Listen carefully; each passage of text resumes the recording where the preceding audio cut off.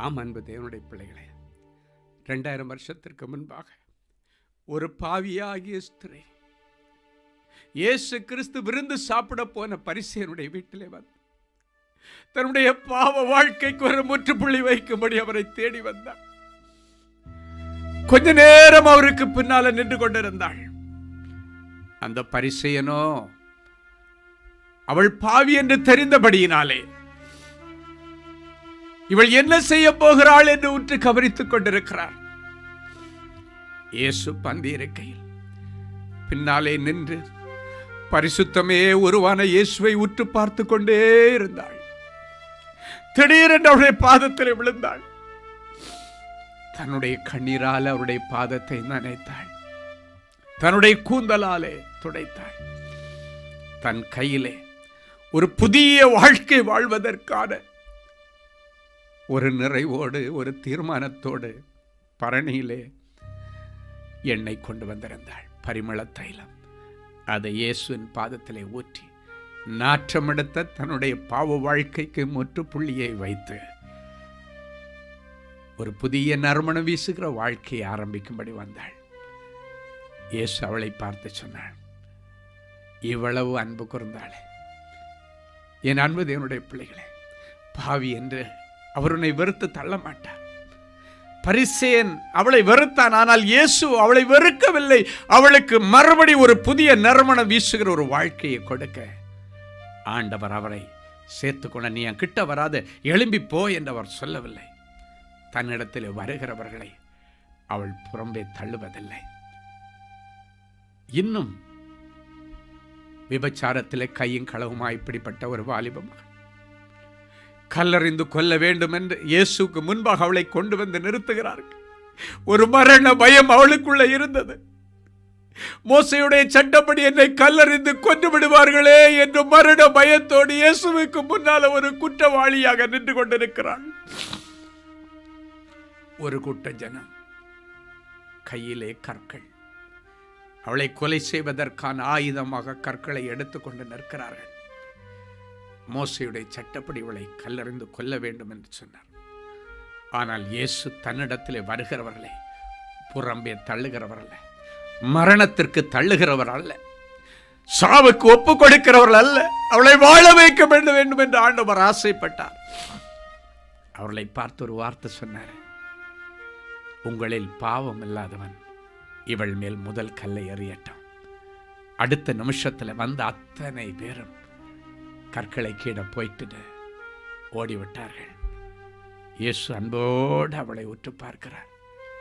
மகளேன்னு கூப்பிட்டா, பாவியாகிய ஸ்திரீன்னு கூப்பிடல, அட பாவி என்று கூப்பிடவில்லை, மகளே என்று கூப்பிட்டார்.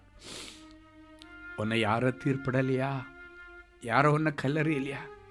இல்லை ஆண்டவரே, நான் உன்னை அழிக்கல, என்னிடத்தில் வந்திருக்கிற உன்னை நான் புறம்பே தள்ளலை, இனி பாவம் செய்யாம நல்ல பிள்ளையாயிரு என்று சொல்லி வாழ்வதற்கு ஒரு வழி ஏற்படி கொடுத்தார்.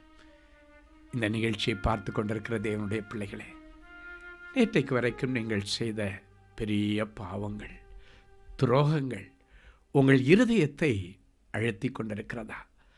பிசாசு, நீ எல்லாம் சர்ச்சுக்கு போறியா, நீ எல்லாம் பிரசங்கம் பண்றியா, நீ எல்லாம் பாடுறியா என்று சொல்லி கொண்டிருக்கிறானா? இயேசு அண்டையில் நீ வா. அவர் உன்னை சேர்த்து கொள்வது மாத்திரமல்ல, உனக்கு ஒரு புதிய வாழ்க்கை ஆண்டவர் கொடுப்பார். பசியோடு இருக்கிற உன்னை இயேசு சேர்த்து கொள்ளவார்.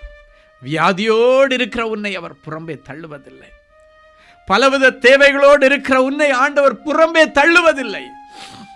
உன்னை வாழ வைப்பதற்கான சிறப்பு ஏற்பாடுகளை கர்த்தர் இன்றைக்கு செய்ய போகிறார்.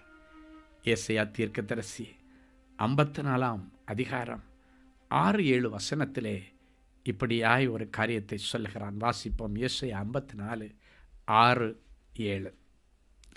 கைவிடப்பட்டு மனம் நொந்தவளான ஸ்திரீயைப் போலவும், இளம் பிராயத்தில் விவாகம் செய்து தள்ளப்பட்ட மனைவியைப் போலவும் இருக்கிற உன்னை கர்த்தர் அழைத்தார் என்று உன் தேவன் சொல்லுகிறார். இமைப்பொழுது உன்னை கைவிட்டேன், ஆனாலும் உருக்கமான இரக்கங்களினால் உன்னை சேர்த்து கொள்ளுவேன். இமைப்பொழுது உன்னை கைவிட்டேன், ஆனாலும் உருக்கமான இரக்கங்களினால் உன்னை சேர்த்து கொள்ளுவேன். ஆண்டவரிடத்தில் ஜனங்களை சேர்த்து கொள்ளுகிறவர் நம்முடைய ஆண்டவர். இந்த வசனம் சொல்லுகிறது, உன்னை தள்ளிவிடுவதில்லை, என்னிடத்தில் வருகிற உன்னை நான் தள்ளிவிடுவதில்லை என்று சொல்லிவிட்டு ஆண்டவர் சொல்ல, உன்னை நான் சேர்த்து கொள்ளுவேன். அவருடைய மார்பு உங்களை சேர்ப்பதற்கு, அணைப்பதற்கு ஆயத்தமாக இருக்கிறது. இந்த ஏசாயா சொல்லுகிறான், கைவிடப்பட்டு மனம் நொந்தவளான ஸ்திரியைப் போல இருக்கிற உன்னை ஆண்டவர் இன்றைக்கு அழைக்கிறார். கைவிடப்பட்டு மனம் நொந்த ஸ்திரீ, இன்றைக்கு மனம் நொந்து போன நிலைமையில் உட்கார்ந்து இந்த நிகழ்ச்சியை பார்த்து கொண்டிருக்கிற தேவனுடைய பிள்ளைகளே, ஆண்டுடைய வார்த்தையை கேட்டுக்கொண்டிருக்கிற தேவனுடைய பிள்ளைகளே, உன்னுடைய மனம் நொந்து போவதற்கு காரணம் என்ன? உன்னுடைய மனசு உடைஞ்சி போகிறதுக்கு காரணம் என்ன? உன்னுடைய இருதயம் உடைஞ்சி நிற்கிறதற்கு காரணம் என்ன? வியாதியா, வறுமையா, பசியா, அவமானமா, எதுவாக இருந்தாலும் கவலைப்படாத. ஆண்டவர் உன்னை சேர்த்துக்கிற, உன்னை கூப்பிட்றார். கம் கம் கம் கமான் மகளே என்று கூப்பிட்டுக்கிறார். மகனே வா, என்கிட்ட வா. மனம் நொந்து போன ஸ்திரீ என்று சொல்லப்பட்டிருக்கு. கைவிடப்பட்ட மனம் நொந்து போன ஸ்திரீ. மருத்துவர்களால் கைவிடப்பட்டிருக்கலாம், கவலைப்படாத. ஆண்டவர் இருக்கிறார். 2000 வருஷங்களுக்கு முன்பாக 12 வருஷமாக பெரும்பாடுள்ள ஒரு ஸ்திரியை குறித்து வேதம் சொல்லுகிறது. அவளுடைய வியாதியே அவளுக்கு பேரை வச்சுட்டாங்க. அவ்வளவு பாடுபட்டிருக்கிறார். மனம் நொந்து அழுகிற ஸ்திரீ, மனம் நொந்து போன நிலைமையில் 12 வருஷமாக நான்ஸ்டாப் ப்ளீடிங், வேதனை, கஷ்டம். நினச்ச நேரம் நினச்ச இடத்துக்கு போக முடியாது. 24 மணி நேரம் 365 நாளும் கிட்டத்தட்ட 12 வருஷமாக இந்த வேதனை. தன்னுடைய பணத்தை எல்லாம், சொத்துக்களை எல்லாம் தன்னுடைய சொத்துக்களை எல்லாம் விற்று அநேக வைத்தியர்களுக்கு, விதவிதமான டாக்டர்ஸுக்கு கொடுத்து சொத்தெல்லாம் காலியாகி போச்சு இப்போ. ஆனால் அந்த வியாதி கொஞ்சம் கூட குறையலை. மனம் நொந்து அழுகிற ஸ்திரீ எப்படி இருக்கு யோசித்து பாருங்கள். சொத்தெல்லாம் விற்று வைத்தியம் பார்த்தோம், சொத்து காலியாகிடுச்சே தவிர வியாதி கொஞ்சம் கூட குறையலை, கொஞ்சம் கூட அந்த ப்ளீடிங் ஸ்டாப் ஆகலை. எவ்வளவு வேதனைக்குரிய காரியம்.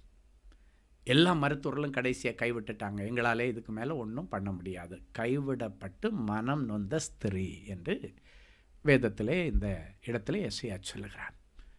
அப்போ இவங்களுக்கு யார்தான் பரிகாரம் கொடுப்பது? இவங்களுக்கு யார்தான் வடிவு காலம் கொடுப்பது? யாராவது ஒருத்தர் கொடுக்கணும் தானே. அதுக்கு தான் ஆண்டவர் இந்த பூமியிலே உலாவிக் கொண்டிருந்தார். அப்போ ஒரு நாள் அவளை ஆண்டவர் பார்க்கும்படி அவளுக்கு ஒரு வாய்ப்பு கொடுக்கிறது. ஆண்டவரை அவள் பார்க்கும்படி அவளுக்கு ஒரு வாய்ப்பு கொடுக்கப்படுகிறது. அந்த ஊர் பக்கமாக ஆண்டவர் போகிறார்.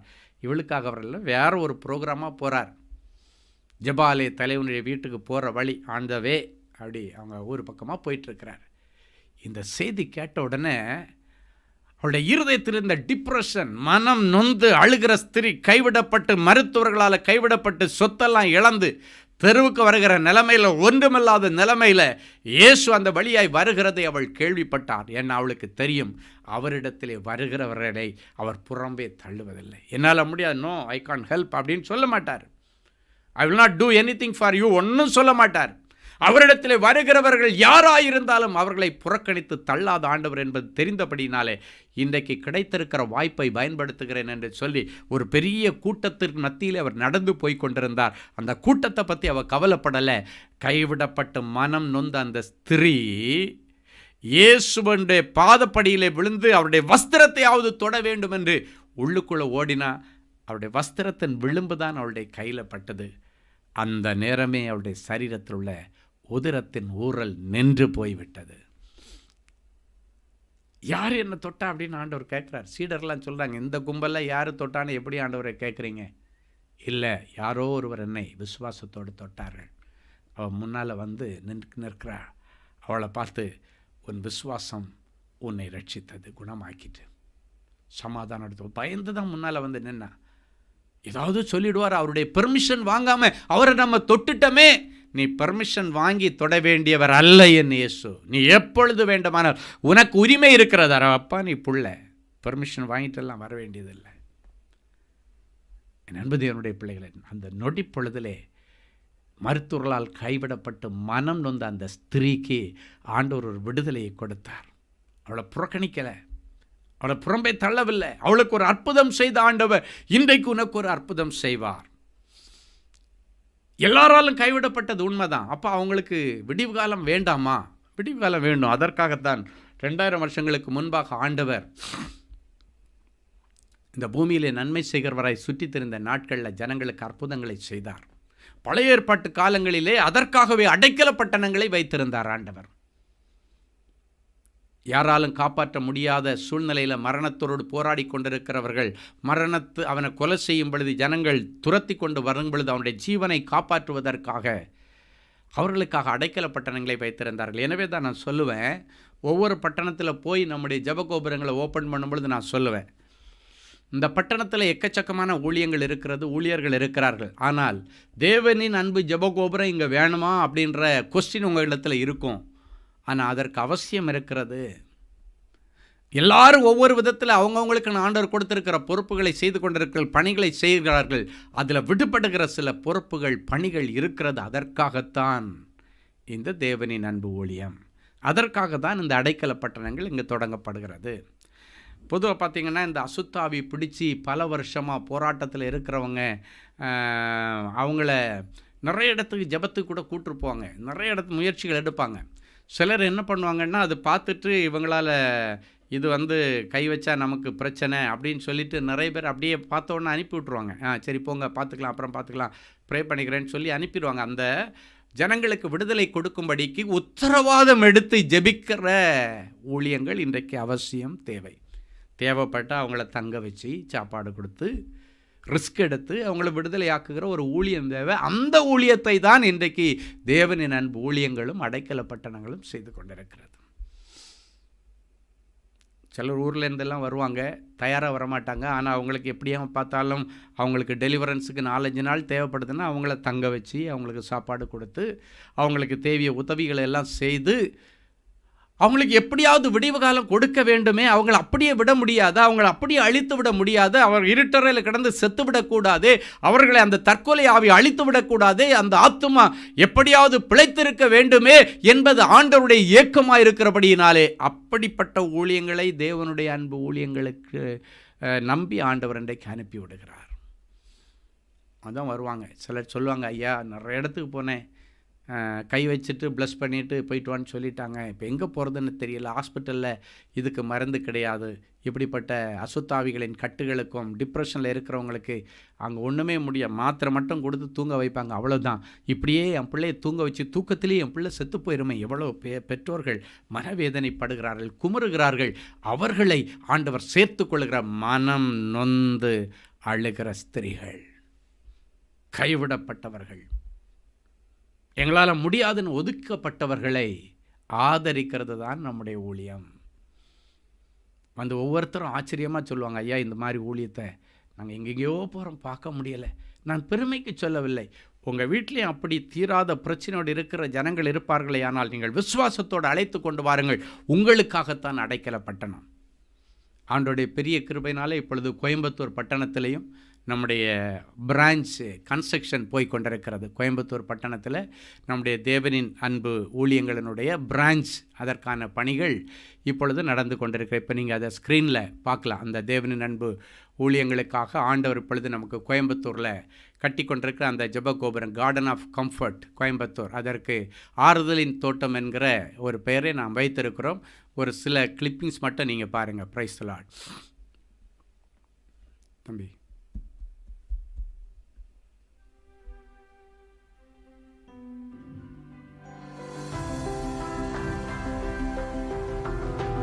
அடிக்கல் நாட்டின நேரம், ஜெபித்து முதற்கற்களை எடுத்து வைத்த நேரம், அங்கே இருக்கிற ஊழியர்கள் எல்லாம் நம்மோடு இணைந்து நின்று இந்த கட்டுமான பணியை தொடங்கி வைத்தார்கள். அங்கே இருக்கிற ஊழியருடைய உதவி ஒத்தாசைகளை கர்த்தர் நமக்கு கொடுத்தார். ஆண்டவருக்கு நன்றி. இது அங்கே சேப்பல் தியான அறை பெற்றோம். இது பக்கத்தில் இருக்கிறது நமக்கு அலுவலகம்.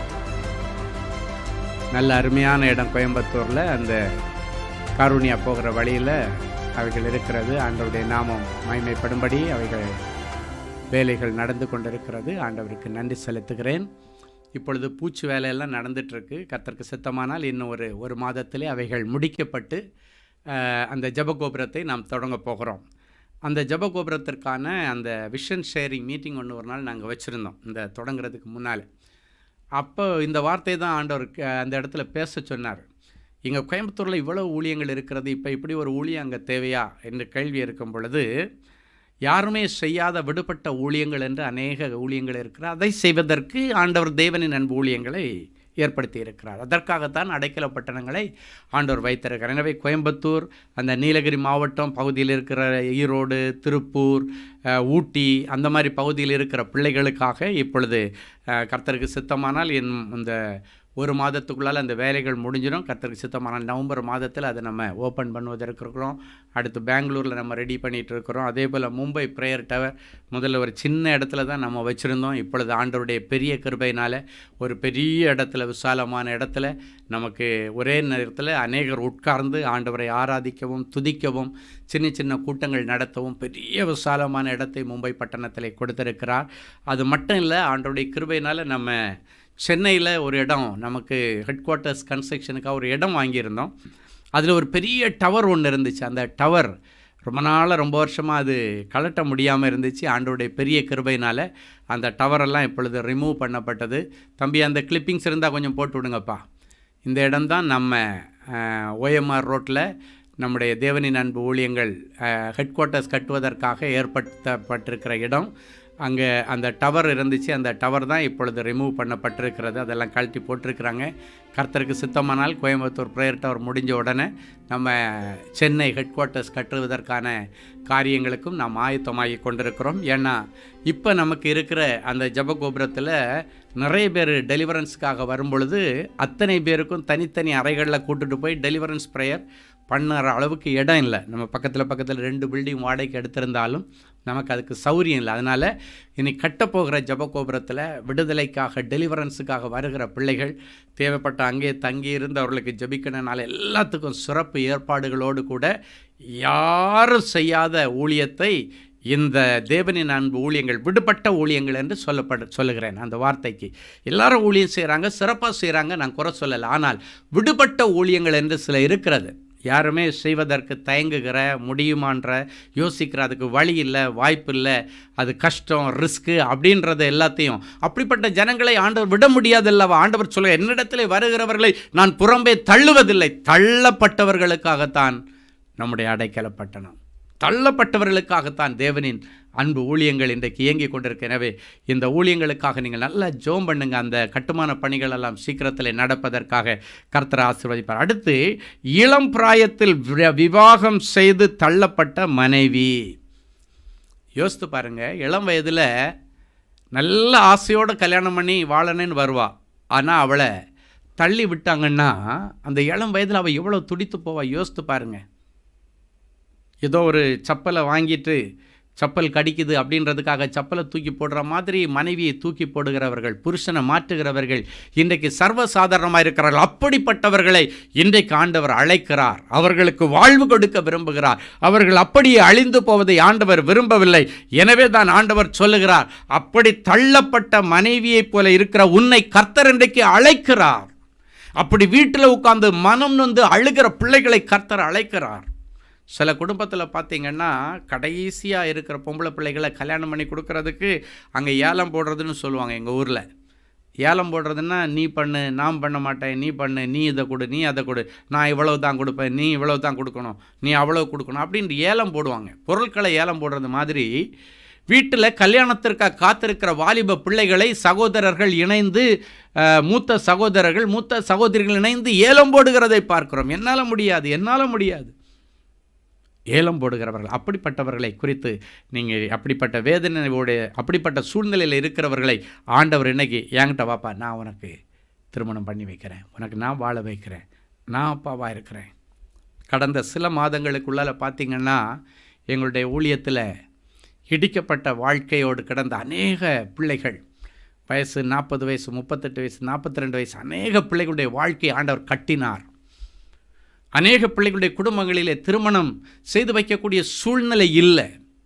சில பிள்ளைகளுடைய குடும்பத்தில் அதற்கான வசதிகள் இல்லை, செய்வைக்க ஆள் இல்லை. என் அன்பு தேவனுடைய பிள்ளைகளே, கடந்த நாட்கள் நம்முடைய தேவனின் அன்பு ஊழியங்களில் வேலை செய்கிற அநேக பிள்ளைகள் அப்படி அழுது கொண்டிருந்த பிள்ளைகள், அநேகருக்கு கர்த்தர் கடந்த சில மாதங்களுக்குள்ளால் மடன்னு ஆண்டவரே முன்ன நின்று அந்த திருமணத்தை செய்து வைத்தார். இப்படியும் நடக்குமா என்று யோசிக்கக்கூடிய அளவில் பரலோகமே இறங்கி நின்று அந்த பிள்ளைகளுடைய திருமணத்தை செய்து வைத்ததை நினைத்து நான் ஆண்டவருக்களை நன்றி செலுத்துகிறேன். ஏன்னா என்னிடத்தில் வருகிறவர்களை ஆண்டவர் புறம்பே தள்ளுவதில்லை என்று சொல்லியிருக்கிறார். ஊழியம் செய்கிற தேவனுடைய பிள்ளைகளை உங்களிடத்திலே ஆண்டவர் ஒருவரை அனுப்பினால் நீங்கள் அவர்களை புறம்பே தள்ளக்கூடாது, அவர்களை தள்ளவே கூடாது. அவர்களுக்கு வேண்டிய உதவிகள், அவர்களுக்கு வேண்டிய விடுதலை, அவர்களுக்கு வேண்டிய சுகத்தை சேலஞ்ச் பண்ணி ஆண்டவருடைய சமூகத்திலிருந்து வாங்கி கொடுக்கணும். பிசாசா ஆண்டவரான்றதை அந்த இடத்துல நீங்கள் நிரூபித்து ஆண்டவருடைய நாமம் மகிமைப்பட, ஆண்டவருடைய நாமம் உயர்த்தப்பட நீங்கள் தியாகமாய் ஊழியம் செய்யும்படி இயேசுவின் நாமத்தினாலே இயேசுவின் நாமத்தினாலே ஊழியர்களை நான் கேட்டுக்கொள்கிறேன். ஏதோ எனக்கு அந்த வேலை இல்லைப்பா அப்படின்னு ஒதுங்கக்கூடாது. ஊழியர்கள் ஜனங்களுக்கு தேவையான அத்தனையும் செய்து அவர்களை விடுதலை ஆக்கணும். குமாரனை கொண்டு விடுதலை ஆக்கணும், சத்தியத்தை கொண்டு விடுதலை ஆக்கணும், ஆவியானவரை கொண்டு விடுதலை ஆக்கணும். இது ஏன் வேலை இல்லை, அது உன் வேலை இல்லை, அப்படி ஒரு நாளும் ஒதுக்கக்கூடாது. ஆண்டவர் சொல்கிற, என்னிடத்தில் வருகிறவர்களை புறம்பே தள்ள மாட்டேன். ஆண்டவர் உங்களிடத்தில் அனுப்புகிறவர்களை நீங்கள் புறம்பே தள்ளக்கூடாது. வருகிற நாட்களில் இப்படிப்பட்ட வேதனையோடு இருக்கிற பிள்ளைகள், கண்ணீரோடு இருக்கிற பிள்ளைகளை இயேசு இன்றைக்கு அழைத்து உங்களை பார்த்து சொல்கிறாரு, இமைப்பொழுதிலே உன்னை கைவிட்டேன், ஆனாலும் உருக்கமான இரக்கங்களினாலே சேர்த்து கொள்ளுவேன். அவர் சேர்த்து கொள்ளுகிற ஆண்டவர். அப்போ நீங்கள் இன்றைக்கி என்ன பண்ணணுன்னா, ஆண்டவரிடத்தில் சங்கீதக்காரன் சொல்கிறான், நம்முடைய ஜெபங்கள் இன்னைக்கு பிறகு இப்படி இருக்கணும். சங்கீதக்காரன் ஒரு ஜெபம் சொல்லுகிறான். சங்கீதம் 51:11-12 ஆகிய வசனங்கள் இப்படியாய் சொல்லுகிறது. வாசிப்போமா? சங்கீதம் 51:11-12 ஆகிய வசனங்கள் வாசிப்போம். உமது சமூகத்தை விட்டு என்னை தள்ளாமலும் உமது பரிசுத்த ஆவியை என்னிடத்திலிருந்து எடுத்து கொள்ளாமலும் இரும். உமது இரட்சண்யத்தின் சந்தோஷத்தை திரும்பவும் எனக்கு தந்து உற்சாகமான ஆவி என்னை தாங்கும்படி செய்யும். உமது சமூகத்தை என்னை விட்டு தள்ளாமல் என்று சொல்லுகிறார். அப்படின்னா ஆண்டவருடைய சமூகம் நம்மை விட்டு தள்ளப்பட்டால் நம்ம ஹெல்ப்லெஸ்ஸாக மாறிடுவோம். அப்படின்னா என்ன அர்த்தம்னா, ஆண்டவருடைய பிரசன்னத்தை விட்டு தேவ பிள்ளைகள் விலகாதபடிக்கு உங்களை தற்காத்து கொள்ள வேண்டும். சங்கீதக்காரனாகிய தாவீது ஒரு பாவத்திலே விழுந்தான்.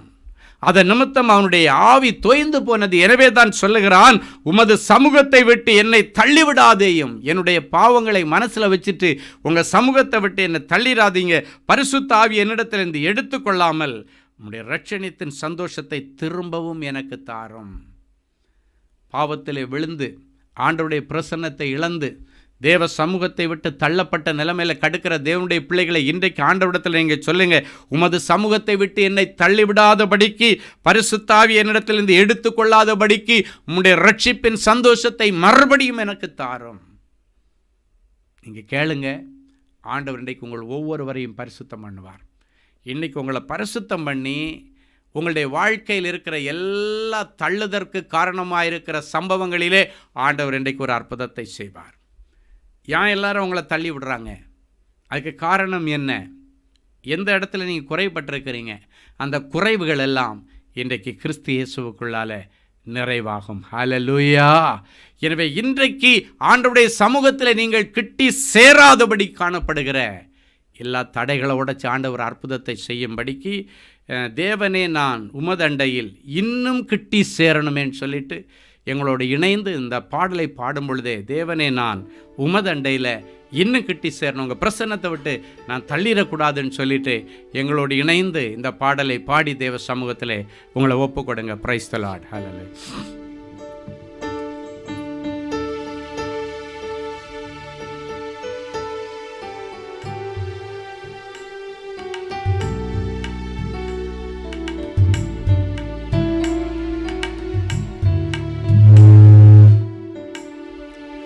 தேவனே நான் உமதண்டையில்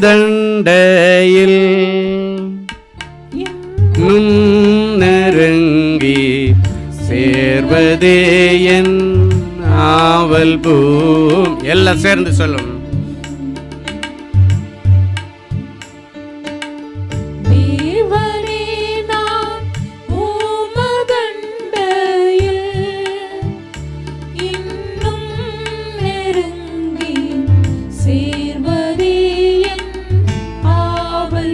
மாவலிய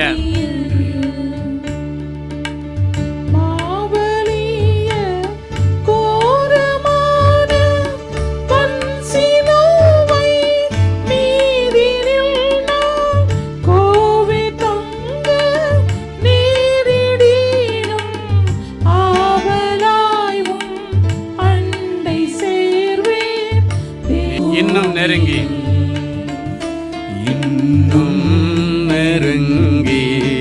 சேர்வதே என் ஆவல் பூமியில்.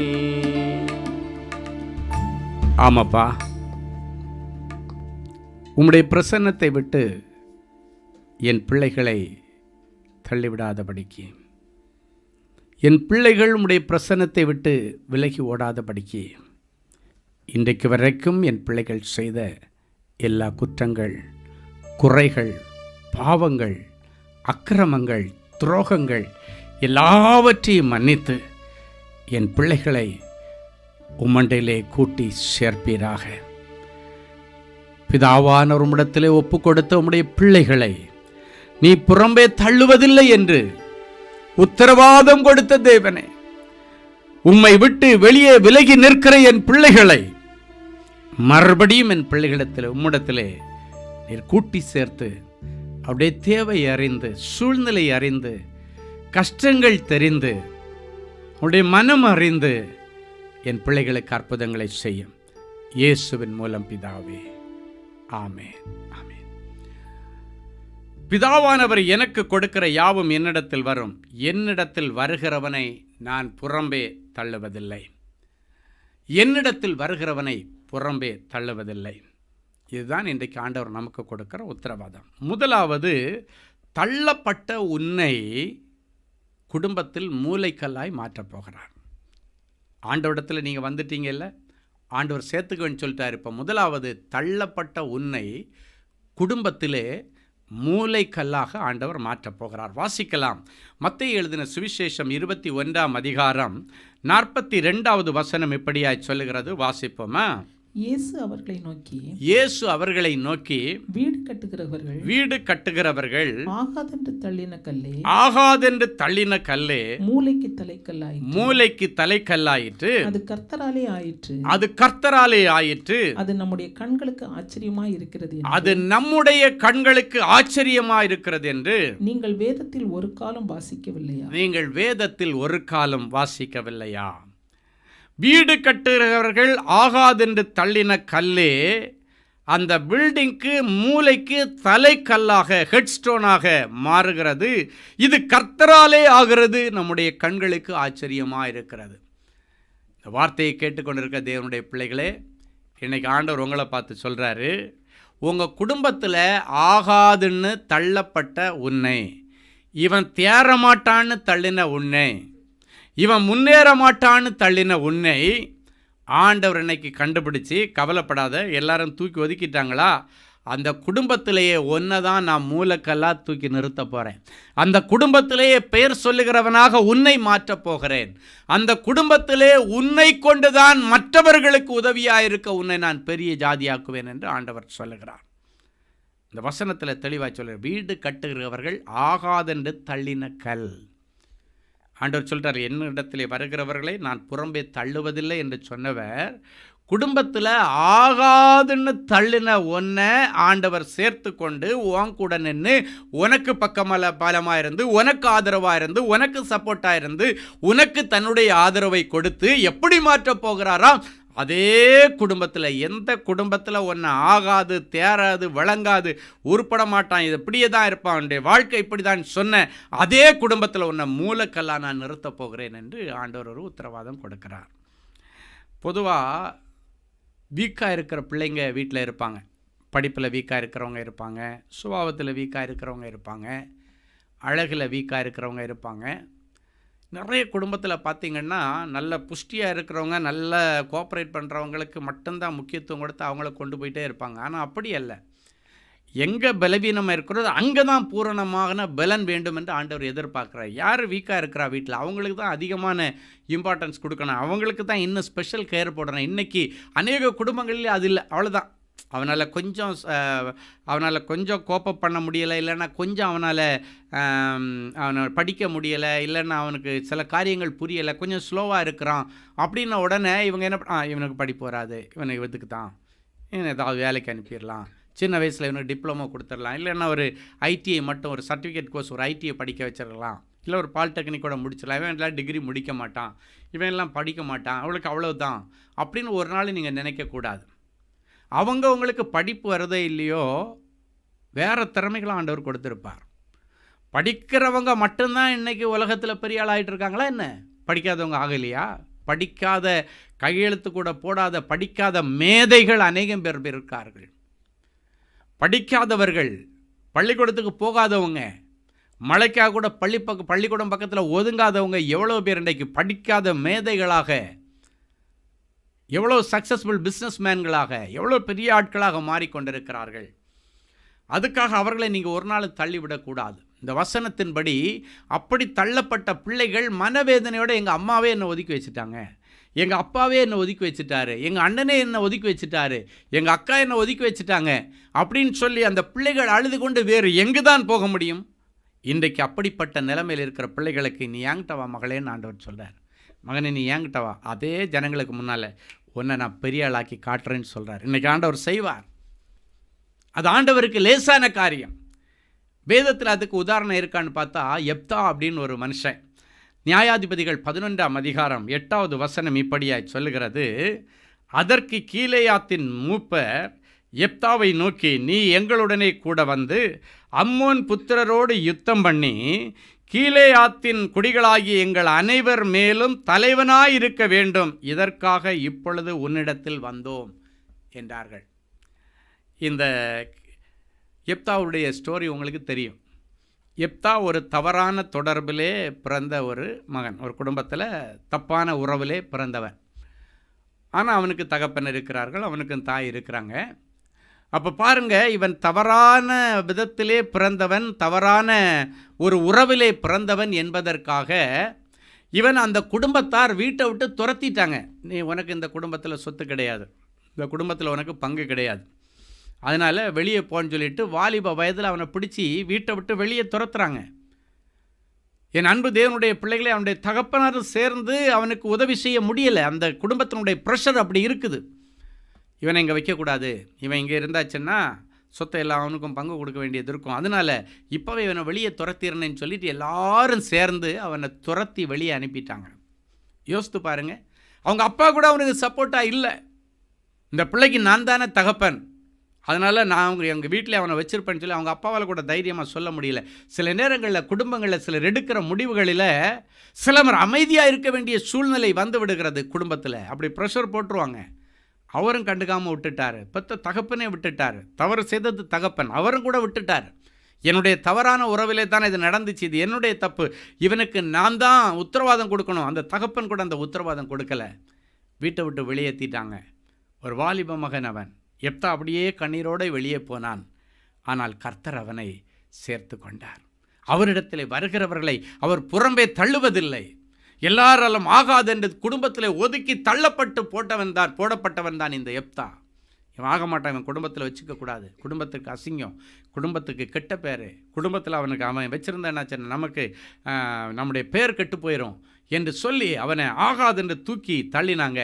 அதே குடும்பத்திலே தான் இந்த வசனம் சொல்லுகிறது, ஆகாதென்று தள்ளின கல்லே அதே வீட்டுக்கு மூளைக்கு தலைக்கல் ஆயிற்று. அவன் ஆண்டவரை பிடிச்சிக்கிட்டான். வெளியே போனால் எல்லாரும் வருத்துவது. ஆண்டவர் சொல்லிட்டார்ல, உன்னை நான் புறம்ப தள்ள மாட்டேன்னு சொல்லிட்டாரு. அவங்க அப்பா கூட வெறுத்து தள்ளிட்டார், சித்தப்பா பெரியப்பா அண்ணன் தம்பி எல்லாரும் வெறுத்து தள்ளிட்டாங்க. ஆனால் ஆண்டவர் வெறுக்கலை, ஆண்டவர் கூட சேர்த்துட்டு அவனை ஒரு பராக்கிரமசாலியாய் ஆண்டவர் உருவாக்குகிறார். அவன் ஒரு பெரிய யுத்த வீரனாக, ஒரு பலசாலியாக கர்த்தர் உருவாக்கி அநேக யுத்தங்களிலே அவன் வெற்றியின் மேலே வெற்றியை குவிக்கக்கூடிய விதத்தில் ஆண்டவர் அவனை ஆசீர்வதித்தார். இந்த சிச்சுவேஷனில் இந்த கீலேயாத் என்பது அவனுடைய குடும்ப பெயர். இந்த கீலேயாத் என்கிற அந்த குடும்பத்தில் அங்குள்ள பெரிய மனுஷங்கன்னு கொஞ்சம் பேர் இருப்பாங்க. இல்லை, இவனை துரத்துறதுல முழு குறியாக இருந்தவங்க. இவங்களுக்கு ஒரு சேலஞ்ச் வருது முன்னால். என்ன சேலஞ்ச் என்னாச்சுன்னா, அம்மோன் புத்திரர்கள் இவர்களுக்கு விரோதமாக யுத்தம் பண்ண சண்டை போட வர்றாங்க, யுத்தம் பண்ண வர்றாங்க. அப்போது இங்கே இருக்கிற பெரிய மனுஷன்களால் அந்த அம்மோன் புத்திரரை ஜெயிக்க முடியாது என்கிற சூழ்நிலை வருகிறது. நம்ம வீட்டில் இவ்வளவு பெரிய அம்மோன் புத்திரர்களுக்கு விரோதமாக யுத்தம் பண்ண ஒருவனும் நம்முடைய குடும்பத்திலே கிடையாது, நம்முடைய கோத்திரத்திலே கிடையாது. அந்த கீலேயாத் என்கிற கோத்திரத்திலேயே இவர்களுக்கு விரோதமாக எதிர்த்து நின்று போராடி ஜெயிக்க யாரும் இல்லை. இப்போ பாருங்க, தங்களுக்கு அவசியம் என்று வரும் பொழுது இவங்க ஒன்று கேள்விப்படுறாங்க.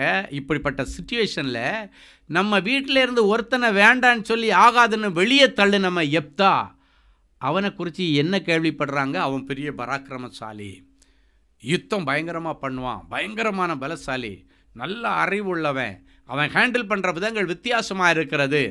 அதனால் இப்போ என்ன பண்ணுறாங்கன்னா, இவனை வெறுத்து ஒதுக்கின அந்த மூப்பர்கள், அந்த குடும்பத்தில் உள்ள பெரியவர்கள் எல்லாம் சேர்ந்து எப்தாவை தேடி போகிறாங்க. அவனை தேடி போய் என்ன சொல்கிறாங்க?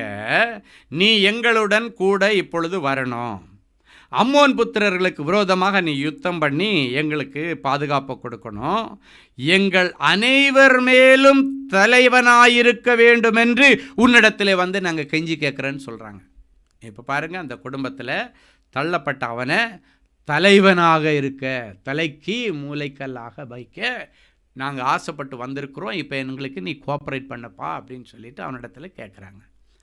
அதே ஜனங்கள் தான் இவனை ஆகாதவன், இவன் குடும்பத்தில் இருந்தால் நமக்கு குடும்பத்திற்கு கெட்ட பேர், இவன் குடும்பத்தில் இருந்தால் நமக்கு ஆகாது, இவனுக்கு செல்வம் கொடுக்கணும், பின்னால் பிரச்சனை வரும் என்று தள்ளினவர்கள் இப்பொழுது அவனிடத்தில் போயிட்டு நீ எங்களுக்கு தலைவனாக வந்து எங்கள் குடும்பத்துக்கு எங்கள் கோத்திரத்துக்கு நீ தான்ப்பா தலைவன் என்று சொல்லி அவனை அழைத்து கொண்டு வருகிறதையும், அவன் வந்து அந்த யுத்தத்தை செய்து அந்த கீலேயாத் குடும்பத்திற்கு பாதுகாப்பாக கடைசி வரைக்கும் தலைவனாக இருக்கிறதையும் நாம் வேதத்திலே வாசித்திருக்கிறோம். என் அன்பு தேவனுடைய பிள்ளைகளே, யாரையும் அற்பமாக நினைச்சிடாதீங்க, யாருடைய மனசு துக்கப்படும்படியாக நடந்துடாதீங்க. ஏன்னா அவர்களுக்குன்னு ஒரு எதிர்காலம் கண்டிப்பாக ஆண்டவர் வச்சிருப்பார். அவர்கள் ஆண்டவர் ஒரு நாளும் புறம்பே தள்ள மாட்டார். நீங்கள் தள்ளினால் அவர் தள்ள மாட்டார். அவர் சொல்லியிருக்கிறார், நீ தள்ளுண்டு போவதில்லை என்று சொல்லியிருக்கார், உன்னை நான் புறம்பே தள்ள மாட்டேன்னு சொல்லிட்டார். இன்னைக்கு ஆண்டவர் உங்களை பார்த்து சொல்கிறார், அப்படிப்பட்ட பிள்ளைகளுடைய டர்ன் நாள் இன்றைக்கு.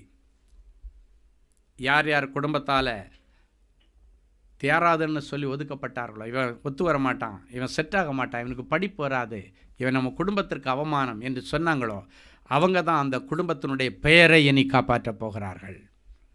அப்படிப்பட்ட பிள்ளைகளுக்கு ஆண்டவருடைய விசேஷித்த ஆசீர்வாதத்தை நன்மையும் கர்த்தர் இன்றைக்கு கொடுக்க போகிறார். என்னுடைய ஊழியத்தில் எனக்கு மறக்க முடியாத ஒரு அனுபவம். ஒரு முறை சென்னையில் ஒரு பிரசித்தி பெற்ற ஒரு கல்யாண மண்டபத்தில் ஒரு விஐபி வீட்டு மேரேஜ் நடக்குது. எனக்கு பத்திரிகை கொடுத்துருந்தாங்க. வந்து உங்களுக்கு எத்தனை பிள்ளைங்கன்னு கேட்கும்போது 3 பிள்ளைங்க அப்படின்னு அவங்க சொன்னாங்க. அப்போ ஒருத்தர் பேங்க் ஆஃபீஸர், ஒருத்தர் ஆடிட்டரு, இன்னொருத்தர் ஏதோ ஒரு அரசாங்கத்தில் பெரிய பதவியில் இருக்காங்க அப்படின்னு சொல்லிட்டு 3 பேரை தான் அறிமுகம் பண்ணினாங்க.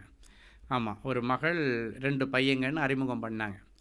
ஓகே, ஒரு மகன் பேங்க் ஆஃபீஸர், ஒருத்தர் ஆடிட்டர், அவங்க மகன் வந்து கவர்மெண்ட்டில் பெரிய எம்ப்ளாயி.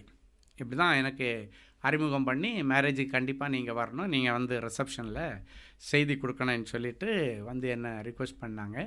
எனக்கு ரொம்ப நெருக்கமான ஒரு குடும்பத்திற்கு வேண்டியவர்கள், அதனால் நான் அதை ஜெபித்து சரி வரேன்னு சொல்லிட்டேன். அங்கே போனால் பயங்கர கிராண்டாக மேரேஜ் நடக்குது, எல்லா பெரிய பெரிய விஐபிஸ் எல்லாம் வந்துட்டுருக்குறாங்க. அப்போ பார்த்திங்கன்னா இவங்களுடைய, நான் நினைக்கிறேன் அவங்க இன்னொரு மகனுடைய கல்யாணம், மகள் இருக்கிறாங்க, இன்னொரு மகனுக்கு 3 பேருக்கு இல்லை 2 பேருக்கு கல்யாணம், ஒரு மகளுக்கும் ஒரு மகனுக்கும் கல்யாணம் ஆகிடுச்சு, ஒரு மகன் 3வது மகனுக்கு தான் மேரேஜ். அப்போ பார்த்திங்கன்னா அவங்க மக வீட்டுக்காரரு எல்லோரும் ரொம்ப கிராண்டாக வந்துன்னு ஸ்டேஜில் நிற்கிறாங்க, வரவங்களெல்லாம் வரவேற்கிறாங்க. அதுபோல் திருமணமான மூத்த மகன் மருமகள் எல்லாம் நிற்கிறாங்க. வர விஐபி சீட்டை இது என் மூத்த மகன், இது என்னுடைய மகன், இவர் தான் கடைசி, இவர் கல்யாணம் எல்லாம் சொல்லிகிட்டு இருக்கிறாங்க. நானும் பார்த்துக்கிட்டே இருக்கிறேன். நானும் வந்து சரி இவங்களுக்கு 3 பிள்ளைங்க தான் நினச்சேன். ரிசப்ஷன் எல்லாம் மேலே மெசேஜ் எல்லாம் கொடுத்துட்டு ஒருத்தரை கூப்பிட்டு பிரதரை கூடவே நின்று சாப்பிட வச்சு அனுப்பி விடுங்க, காரில் ஏற்றி விடுங்கன்னு சொல்லி ஒருத்தரை அரேஞ்ச் பண்ணி அனுப்புகிறாங்க. அவர் என்ன கீழே சாப்பாட்டு அறைக்கு கூப்பிட்டுட்டு போகிறார். அங்கே போனால் ஒரு பேண்ட் ஷர்ட், ஒரு ஒயிட் பேண்ட், ஒரு ஒயிட் ஷர்ட்டு போட்டுட்டு ஒரு தம்பிகிட்ட இவர் கொண்டு போய் மாற்றி விட்றாரு. ஐயாவுக்கு நல்லா சாப்பிட வச்சு அனுப்புப்பா அப்படின்ட்டு இன்னொருத்தர்கிட்ட ஸ்டேஜிலேருந்து கூப்பிட்டு வந்த ஒருத்தர் இன்னொருத்தர்கிட்ட மாற்றி விட்றாரு. அந்த தம்பி என்னை கூப்பிட்டுட்டு வந்து ஒரு இடத்துல உட்கார வச்சுட்டு சாப்பாடெல்லாம் கொடுக்குறாரு. சாப்பிட்டுட்டே இருக்கிறேன். அப்போ அந்த தம்பிகிட்ட, தம்பி நீ என்னப்பா பண்ணுற, உன் பேர் என்ன அப்படின்னு நான் கேட்குறேன். கடைசியாக ஒருத்தங்கிட்ட கொண்டு விட்டார் பாருங்கள், அந்த white and white shirt pant போட்டுட்ருக்கிற பையன். அப்போ நீ என்ன பண்ணுறப்பா, நீ யார் அப்படின்னு சொல்லிட்டு நான் என்ன நினச்சேன், இவன் வந்து இந்த கேட்ரிங்க்கு இன்சார்ஜ், கேட்ரிங் கம்பெனிக்காரனுடைய சூப்பர்வைசர்னு நினச்சிட்டு, நீ என்ன பண்ணுற, கேட்ரிங் இது உன்னுடைய சொந்த பிஸ்னஸா இல்லை நீங்கள் சூப்பர்வைசராக வேலை செய்கிறியா அப்படின்னு நான் கேட்குறேன். நான் கேட்ரிங்காரன் தான் முடிவு பண்ணிட்டேன்.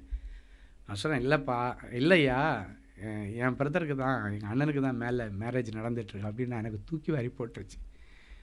நீ சித்தப்பா பெரியப்பா பிள்ளையா இல்லை உண்மையிலே சொந்த தம்பியான்னு கேட்டேன். அதே தம்பியை பற்றி அதே அம்மாவுடைய வயத்தில் தான் என்ன பெற்றெடுத்தாங்க, ஒரே வீட்டில் தான். அப்போ உங்கள் அம்மா அப்பாவுக்கு நீங்கள் எத்தனை பேர் பிள்ளைங்க? 4 பிள்ளைங்க அப்படின்னாரு. எனக்கு 3 பிள்ளைங்க தானே சொன்னாங்க, அங்கே ரிசப்ஷன்லேயும் அதான் அங்கே பேசிகிட்டே இருக்கிறாங்க அப்படின்னோடனே, இல்லைப்பா 3 பிள்ளைங்க தாங்க. அவன் சிரிச்சு சொன்னான், என்ன அவங்க பிள்ளையாவே சேர்த்துக்கிறது இல்லை, எங்கேயும் சேர்த்துக்க மாட்டாங்க. இப்போ கூட எல்லாம் ஸ்டேஜில் நிற்காங்க பாருங்கள். எனக்கு வர்றவங்களை சாப்பிட வச்சு அனுப்புறது தான் எனக்கு வேலை. எனக்கு இந்த பொறுப்பை தான் கொடுத்துருக்காங்க. எல்லாம் கோட்டு சூட்டோடு நிற்கிறாங்க. ஆனால் இவன் ஒரு ஒயிட் பேண்ட் ஒயிட் ஷர்ட்டோடு நின்னான். எனக்கு நம்பவே முடியலை. அப்புறமா நான் காரில் போகும்போது அங்கே உள்ள முக்கியமான நம்முடைய மினிஸ்ட்ரியில் உள்ள ஒருத்தர் என்னை கூப்பிட்டு போனவர்கிட்ட சொல்கிறேன், தம்பி இது உண்மையிலே அவங்க பையனான்னு கேட்டான். ஆமான்னு சொன்னாங்க. அப்போ அவனை கூப்பிடுங்கன்னு சொல்லிவிட்டு காரில் யாருக்கு முன்னால் அந்த மூக்கில் வச்சுட்டு ஆண்டவர்கிட்ட ஒரு சின்ன ஜெபம் பண்ணேன். அனைவராலும் ஆகாதென்று தள்ளப்பட்ட கற்களை தலைக்கு மூளைக்கல்லாய் மாற்றுகிற ஆண்டவரே, எந்த தாய் தகப்பன் எனக்கு இவன் பிள்ளை இல்லைன்னு சொல்லிகிட்டு இருக்கிறாங்களோ, எந்த அண்ணன் அக்கா எல்லாம் இவனை தம்பி இல்லைன்னு சொல்லிகிட்டு இருக்கிறாங்களோ, அவங்க முன்னால் இவனுடைய பேரை பெருமைப்படுத்தும்படி நீங்கள் என்ன செய்வீங்களோ எனக்கு தெரியாது. சீக்கிரத்தில் இவன் எங்கள் பிள்ளைன்னு சொல்லணும், இதுதான் என்னுடைய தம்பின்னு ஊரலகெல்லாம் அவங்க சொல்லத்தக்கதாக ஆண்டவர் ஒரு அற்புதத்தை செய்தே ஆகணும். ஆண்டவர், எனக்கு மனசு ரொம்ப கஷ்டமாக இருக்குது. அவனை பார்க்கும்போது எனக்கு ரொம்ப மனசு வேதனையாக இருக்குது. எப்படி ஒரு தாய் தகப்பன் இவனை மேலே வச்சாச்சு நான் அந்தஸ்து போயிடறேன்னு சொல்லிட்டு அவனை ஒரு கடைநிலைக்காரனாக சாப்பாடு பரிமாறுற இடத்துல அவனை விட்டுருக்காங்களா. ஆண்டவர், என்னால் தாங்க முடியலை. ஆண்டவர்கிட்ட அழுது ஜெபம் பண்ணேன். ஆண்டவர் சொன்னான், அவனுக்கு ஒரு அற்பமான ஆரம்பத்தை கொடுத்து சம்பூர்ணத்திற்கு நேராக நான் அழைச்சிட்டு போவேன். எந்த குடும்பத்தில் அவன் வெட்கப்பட்ட தலை குறிஞ்சி நின்றானோ அதே இடத்துல அவன் பேரை பெருமைப்படுத்துவேன் என்று சொல்லி அவனை ஆசிர்வச்சிட்டு என்னுடைய நம்பரை கொடுத்துட்டு, ஈஸியாக யாருக்கு நம்பர் கொடுக்க மாட்டேன், தம்பி உனக்கு என்ன உதவி வேணாலும் எப்போனாலும் எனக்கு கேளு, ஜப உதவினாலும் சரி எதுனாலும் எனக்கு கேளுன்னு சொல்லிவிட்டு அவனிடத்துல, அவங்க அப்பா அம்மாட்ட கூட என் நம்பர் இல்லை, ஆனால் அவனுக்கு என் நம்பரை கொடுத்துட்டு வந்துட்டேன். ஒரு 2 வாரம் கழித்து அந்த தம்பி மெசேஜ் அனுப்பினேன், ஐயா நான் தான். என்னப்பான்னு கேட்டேன். ஐயா நான் வந்து இவ்வளோ நாளும் ஒரு டிரைவராக தான் போயிட்டுருந்தேன், ஆக்டிங் டிரைவராக போயிட்டுருந்தேன். நீங்கள் ஜெபம் பண்ணதுக்கு பிறகு எனக்கு ஒரு சின்ன பிஸ்னஸ் பண்ணணும் போல் உள்ளத்தில் ஆவலாக இருக்குது. அதனால் ஸ்க்ராப் பிஸ்னஸ் என் ஃப்ரெண்டு செய்துட்ருக்குறான். அதனால் ஒரு ஸ்க்ராப் பிஸ்னஸ்ஸு என் ஃப்ரெண்டு கூட சேர்ந்து நான் பண்ணலாமான்னு யோசிக்கிறேன். ஆண்டவர்கிட்ட நீங்கள் பர்மிஷன் வாங்கி ஆண்டவர் சரின்னு சொன்னால் செய்ய போகிறேன்னு சொன்னான். நான் ஜெபம் பண்ணும்போது ஆண்டவர் சொன்னார், அந்த தண்டை பின்தொடர்ந்தப்போ அதை நீ பிடித்து கொள்வா, நீ நல்லா சக்ஸஸ் ஆகிடுவேன்னு சொல்லி அவனுக்காக ஜெபம் பண்ணேன். ஒரு சாதாரண ஸ்க்ராப் பிஸ்னஸ் தான் அவன் தொடங்கினான். ஆண்டவருடைய பெரிய கிருபையினால் நிறைய ஃபேக்ட்ரிஸ், பெரிய பெரிய இது ஸ்க்ராப்பில் நிறைய பிஸ்னஸ் அவனுக்கு கிடச்சிது.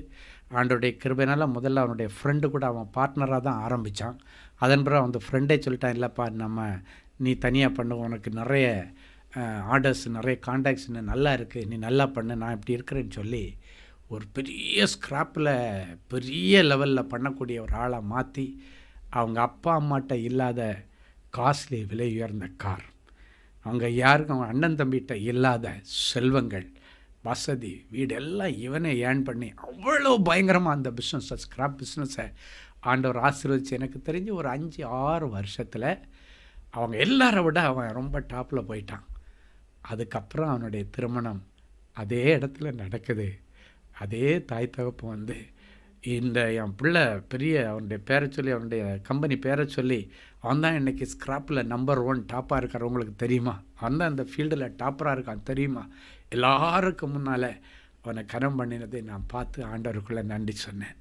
என் அன்பு தேவனுடைய பிள்ளைகளை, அவன் இப்போவும் சொல்லுவான், ஐயா உங்களுடைய உற்சாகமான வார்த்தைகள் இடிஞ்சு கிடந்து என்னுடைய இருதயத்தை தேற்றினது. உற்சாகமான அந்த வார்த்தைகள் என்னுடைய இருதயத்தில் ஒரு நம்பிக்கையை கொடுத்தது. நீங்கள் ஜெபிக்கும் பொழுது என்னமோ ஒரு நெருப்பு பொறி என்னுடைய இருதயத்தில் விழுந்த மாதிரி நான் பார்த்தேன்.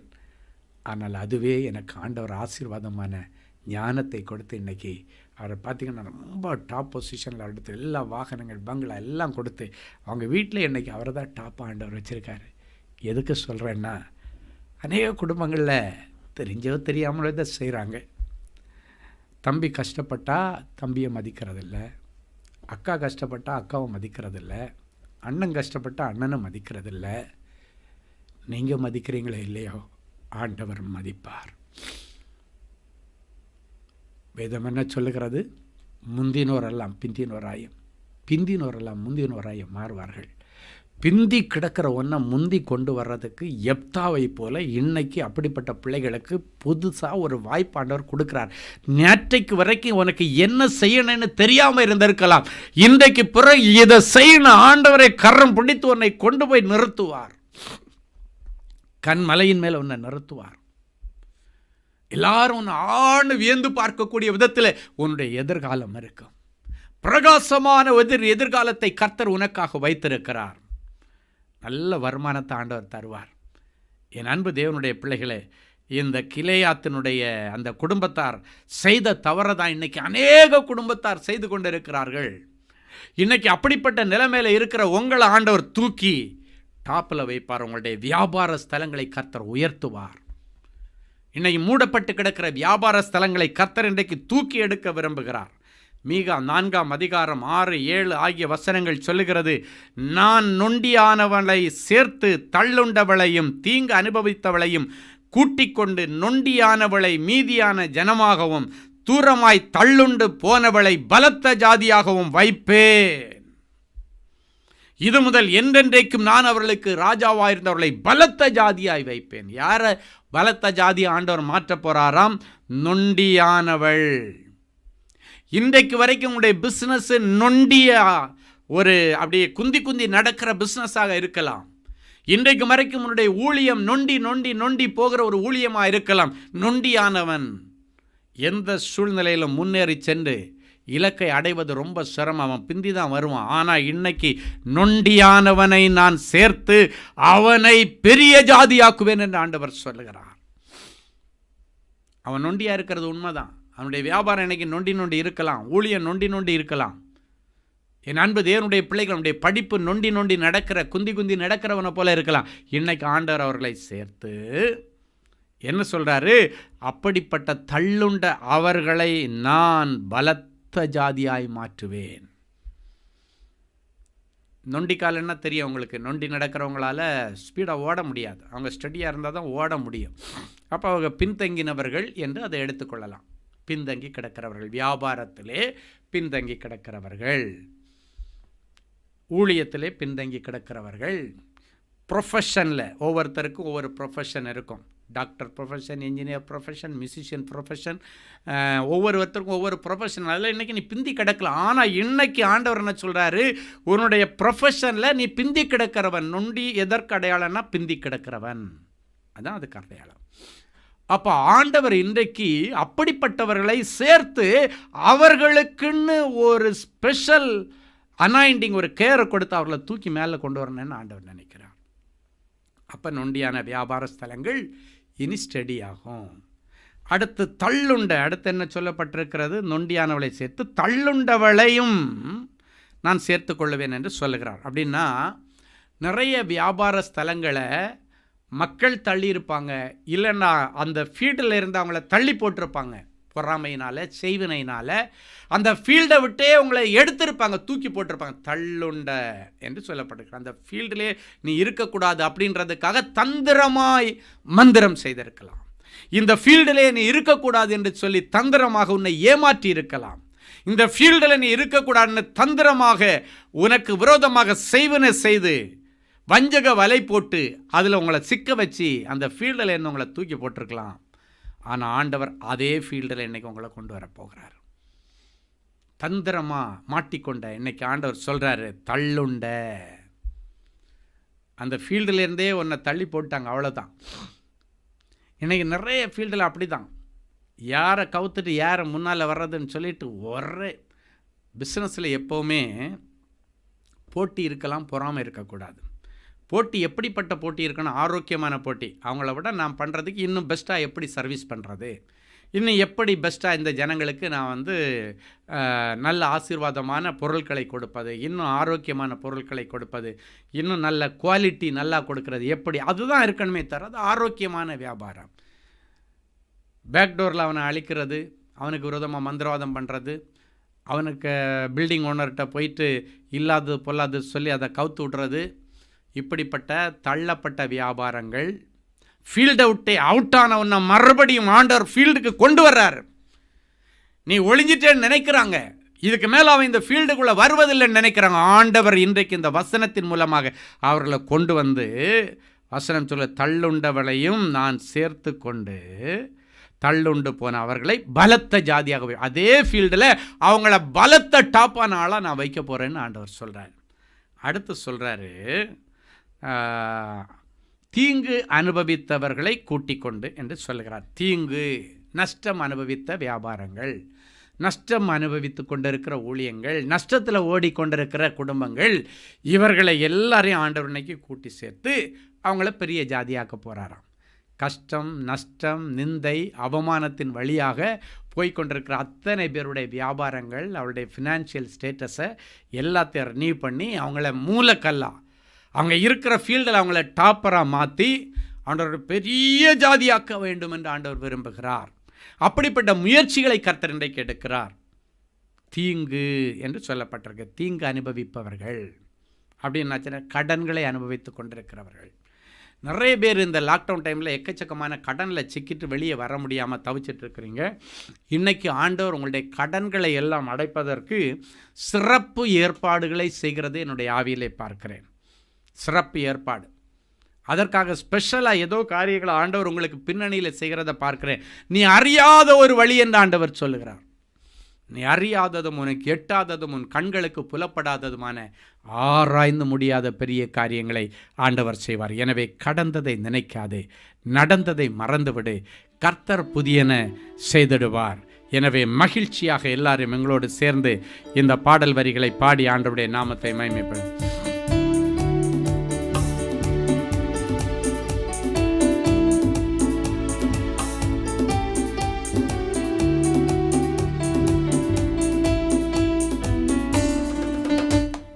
கடந்ததை நினைக்காதே, நடந்ததை மறந்துவிடு, கர்த்தர் புதியன செய்திடுவான், இன்றே நீ காண்பாய்.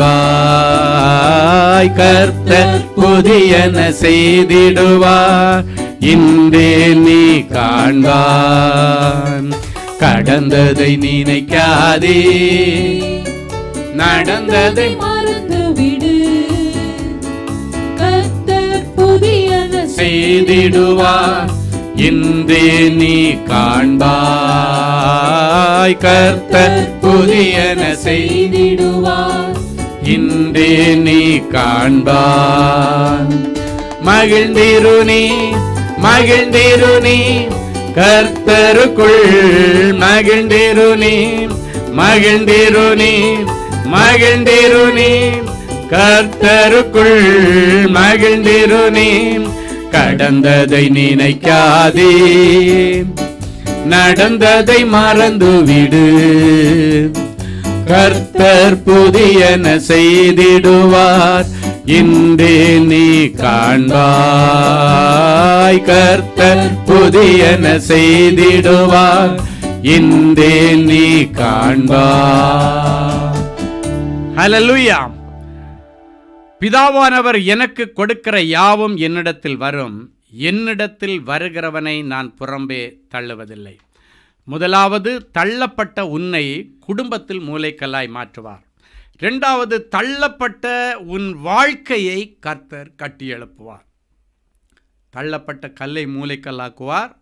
அடுத்து, தள்ளப்பட்ட உன் வாழ்க்கையை ஆண்டவர் கட்டி எழுப்புவார். தள்ளப்பட்ட உன் வாழ்க்கையை ஆண்டவர் கட்டி எழுப்புவார். எரேமியா தீர்க்கதரிசியின் புஸ்தகம் 30ஆம் அதிகாரம் 17வது வசனம் இப்படியாய் சொல்லுகிறது. வாசிப்போமா? அவர்கள் உன்னை விசாரிப்பாரற்ற சீயோன் என்று சொல்லி உனக்கு தள்ளுண்டவள் என்று பெயரிட்டபடியால் நான் உனக்கு ஆரோக்கியம் வரப்பண்ணி உன் காயங்களை ஆற்றுவேன் என்று கர்த்தர் சொல்லுகிறார். உன்னை விசாரிப்பாரற்ற சீயோன் என்று சொல்லி உனக்கு தள்ளுண்டவள் என்று இந்த சமுதாயம் பேர் கொடுத்தபடியினால் நான் உனக்கு அந்த காரியத்தில் ஆரோக்கியத்தை வரப்பண்ணி உன் மனக்காயங்களை எல்லாம் ஆற்றுவேன் என்று கர்த்தர் சொல்லுகிறாராம். சரி, எல்லாரும் ஒரு நிமிஷம் கவனமாக கவனிங்க. உலகத்தார் உன்னை விசாரிப்பாரற்ற சீயோன் என்று சொல்லும் பொழுது, அப்படின்னா உன்னை அடித்து போட்டால் கேட்குறதுக்கு ஆள் இல்லை, உன்னை கொன்னாலும் கேட்குறதுக்கு ஆள் இல்லை, உனக்கு எது செய்தாலும் கேட்குறதுக்கு நாதியத்து கிடக்கிறேன்னு உலகத்தார் பேசுகிற உன்னை ஆண்டவர் இன்றைக்கு சந்திக்கிறார். உனக்கு தள்ளுண்டவள் என்று அவங்க பேர் கொடுத்துட்டாங்க. அப்படின்னா இவள் விலக்கப்பட்டவள், தள்ளப்பட்டவள், ஆகாதவள். தள்ளுண்டவள் என்றால் விலக்கப்பட்டவள் என்று அர்த்தம், டைவர்ஸ் பண்ணப்பட்டவள் என்று அர்த்தம், வேண்டாம் என்று விலக்கி வைத்தவள் என்று அர்த்தம். அப்படிப்பட்டவர்கள் உனக்கு தள்ளுண்டவள்னு அவங்க பேர் வச்சிட்டாங்க. ஆனால் என்னிடத்தில் வருகிறவர்களை நான் தள்ளுவதில்லை என்று சொல்லியிருக்கிறபடியினாலே இப்போ நான் உனக்கு சப்போர்ட் பண்ணி உன்னுடைய மனக்காயங்களை எல்லாம் ஆற்றி உன்னுடைய லைஃப்பை ஆரோக்கியமாக நல்லபடியாக செட்டில் பண்ணி கொடுக்க போகிறேன். ஆமேன்னு சொல்லுங்கள். என் அன்பு தேவனுடைய பிள்ளைகளே, ரொம்ப நல்ல ஆண்டவர். பாருங்கள், உலகத்தார் உன்னை அடித்து போட்டால் கேட்க ஆள் இல்லைன்னு சொல்லும் பொழுது நான் உனக்காக கேட்குறதுக்கு இருக்கேன்னு ஆண்டவர் சொல்ல, நான் இருக்கிறேன்னு சொல்கிறார். இதுக்கு மேலே உனக்கு யாரும் இல்லைன்னு நீ சொல்லவே சொல்லாத. எனக்கு என்னுடைய கஷ்டத்தில் என்னை தட்டி கேட்க, எனக்கு விரோதமாக வருகிறவங்கள தட்டி கேட்க யாருமே இல்லைன்னு சொல்லி கொண்டிருக்கிற உனக்கு நான் இருக்கிறேன்னு சொல்கிறார். அவர் யார் தெரியுமா சொல்லுகிறவர்? சேனைகளின் இராணுவங்களின் தேவனாகிய கர்த்தர் சொல்லுகிறார், நான் இருக்கிறேன். பைபிளில் முருதகாய்னு ஒருத்தர் இருந்தார். அவருக்கு விரோதமாக ஆமான்னு ஒருத்தன் தந்திரமாக வேலை பண்ணி ராஜாவிடத்திலிருந்து கையெழுத்து வாங்கி அந்த இனத்தையே அழிச்சிடணுன்னு பிளான் பண்ணி ஒரு குறிப்பிட்ட நாளில் அவனுக்காக வேண்டி ஒரு தூக்கு மரத்தை வச்சு இன்றைக்கோடு அவனுடைய சாப்டரை க்ளோஸ் பண்ணிடணுன்னு நினச்சான். ஆனால் அவன் என்னுடைய லைஃப்பை ஹிஸ்ட்ரியிலே இவனுடைய பேர் இருக்க அரண்மனையில் இவன் இருக்கவே கூடாது, உலகத்திலே இருக்கக்கூடாது, இவனை காலி பண்ணிடணுன்னு நினச்சான். ஆனால் அவன் ஆண்டவருடைய பிள்ளை. ஆண்டவரிடத்தில் வருகிறவர்களை புறம்பே தள்ளாத ஆண்டவர் இவனை அடித்தாலும் ஆள் இல்லை, கொன்னாலும் கேட்குறதுக்கு ஆள் இல்லைன்னு ஆமான்னு நினச்சிட்டு இருந்தான். ஆனால் ஆண்டவர் அவர்களுக்காக ராஜாவினிடத்திலே பேசினார். அடுத்து என்ன நடக்கிறது? இவனை அடித்தா கேட்குறதுக்கு ஆள் இல்லை, கொன்னா கேட்குறதுக்கு ஆள் இல்லை, இவனை கொன்னுறனேன்னு நினச்ச, அந்த இனத்தை அழிச்சிடனேன்னு நினச்ச அதே ஆமானும் அங்கே இருக்கிற தேசாதிபதிகளும் ராஜாக்களும் மொர்தகாயை குறித்த பயங்கரம் தேசாதிபதிகளையும் ராஜாக்களையும் பற்றி பிடிச்சுதான். அவனை குறித்த பயங்கரம், இவனை கேட்குறதுக்கு ஆள் இல்லைன்னு சொன்னவன் இப்போ இவனை பார்த்து பயப்படுறான். அதுதான் ஆண்டவருடைய செய்கை. இன்றைக்கி அது நடக்கும். இந்த இனத்தை அழிச்சிடறேன்னு சொல்லி தந்திரமாய் கங்கடம் கட்டின அதே ஆமானை கொண்டு ஆண்டவர் ரதத்தில் இவனை மொர்தகாயை தூக்கி உட்கார வச்சு இவன் வேலைக்கார மாதிரி ஊரெல்லாம் கொண்டு போய் மொர்தகாயை சுற்றி வர்றதுக்கு ஆண்டவர் ஏற்பாடு பண்ணிட்டு தள்ளுண்டவன் என்று உன்னை தள்ளுண்டவன் என்று சொன்னபடினாலே அவனுடைய வாழ்க்கையை ஆரோக்கியமாக பெரிய பதவியில், அந்த அரண்மனைக்குள்ளால் பெரிய பதவியில் மொர்தகாய்க்கு ஆண்டவர் இடம் கொடுத்தார். எந்த தூக்கு மரத்தை ஆமான் மொர்தகாய்க்காக செய்தானோ அதே தூக்கு மரத்தில் செய்த ஆமானை தூக்கி போட்டு அவனுடைய லைஃப் தான் முடிஞ்சது. யோசித்து பாருங்க, மொர்தகாயை குறித்த பயங்கரம் துரைமார்களை பற்றி பிடித்ததா. ஏன்னா இப்ப ராஜா அவனுக்கு சப்போர்ட்டா இருக்கார். ஆண்டவராகிய பரலோக ராஜா அவனுக்கு சப்போர்ட்டா வந்துட்டார். இன்னைக்கு உன்னை அடித்தா கேள்வி கேட்க ஆள் இல்லைன்னு சொல்லி கொண்டிருக்கிற உன் குடும்பத்தார், உன்னை கொன்று போட்டால் கூட யாரும் வரமாட்டாங்க, கேட்குறதுக்கு யாருமே வரமாட்டாங்க, யாருமே இல்லை என்று சொல்லி கொண்டிருக்கிற உன்னுடைய குடும்பத்தார் உன்னை பார்த்தாலே அவன் காலும் கையும் நடுங்கும். ஏன்னா மொர்தகாயை குறித்த பயங்கரம் துரைமார்களை பற்றி பிடித்தது போல உன்னை குறித்த ஒரு பயங்கரம். நீ தனியா இல்லை, உனக்காக சேனைகளின் இராணுவங்களின் தேவனாகிய கர்த்தருடைய பின்னணியில் இருக்காங்க. எனவே இவர்களுக்கு விரோதமாக நம்ம நிற்கக்கூடாது, ஓடி போவன்னு சொல்லி ஓடணும். அன்னைக்கு நடுக்கடலில் செங்கடலில் அதான் நடந்தது. இவர்கள் தேவனாகிய கர்த்தர் இவர்களுக்கு சாதகமாகவும் நமக்கு விரோதமாகவும் யுத்தம் பண்ணுகிறார். இந்த இந்த இந்த இந்த ஜனங்களை விட்டு, இந்த இஸ்ரவேலரை விட்டு ஓடி போவோம். பயம் வந்துச்சு. துரத்துனாங்க இல்லைன்னா அதுக்கு முன்னால் பிடிச்சிட்டு போயிடலான்னு வந்தாங்க, அசால்ட்டாக நினச்சிட்டு வந்தாங்க, அற்பமாக நினச்சிட்டு வந்தாங்க.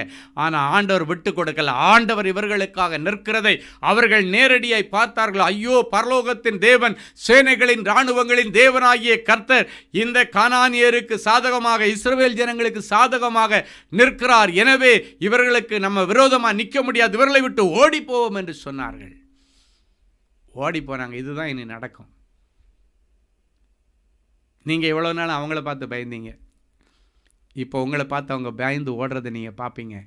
ஏன்னா ஆண்டவருடைய வல்லமை உங்களுக்குள்ளால் வரும். ஆண்டவர் உங்கள் மூலமாக வெளிப்படுவார்.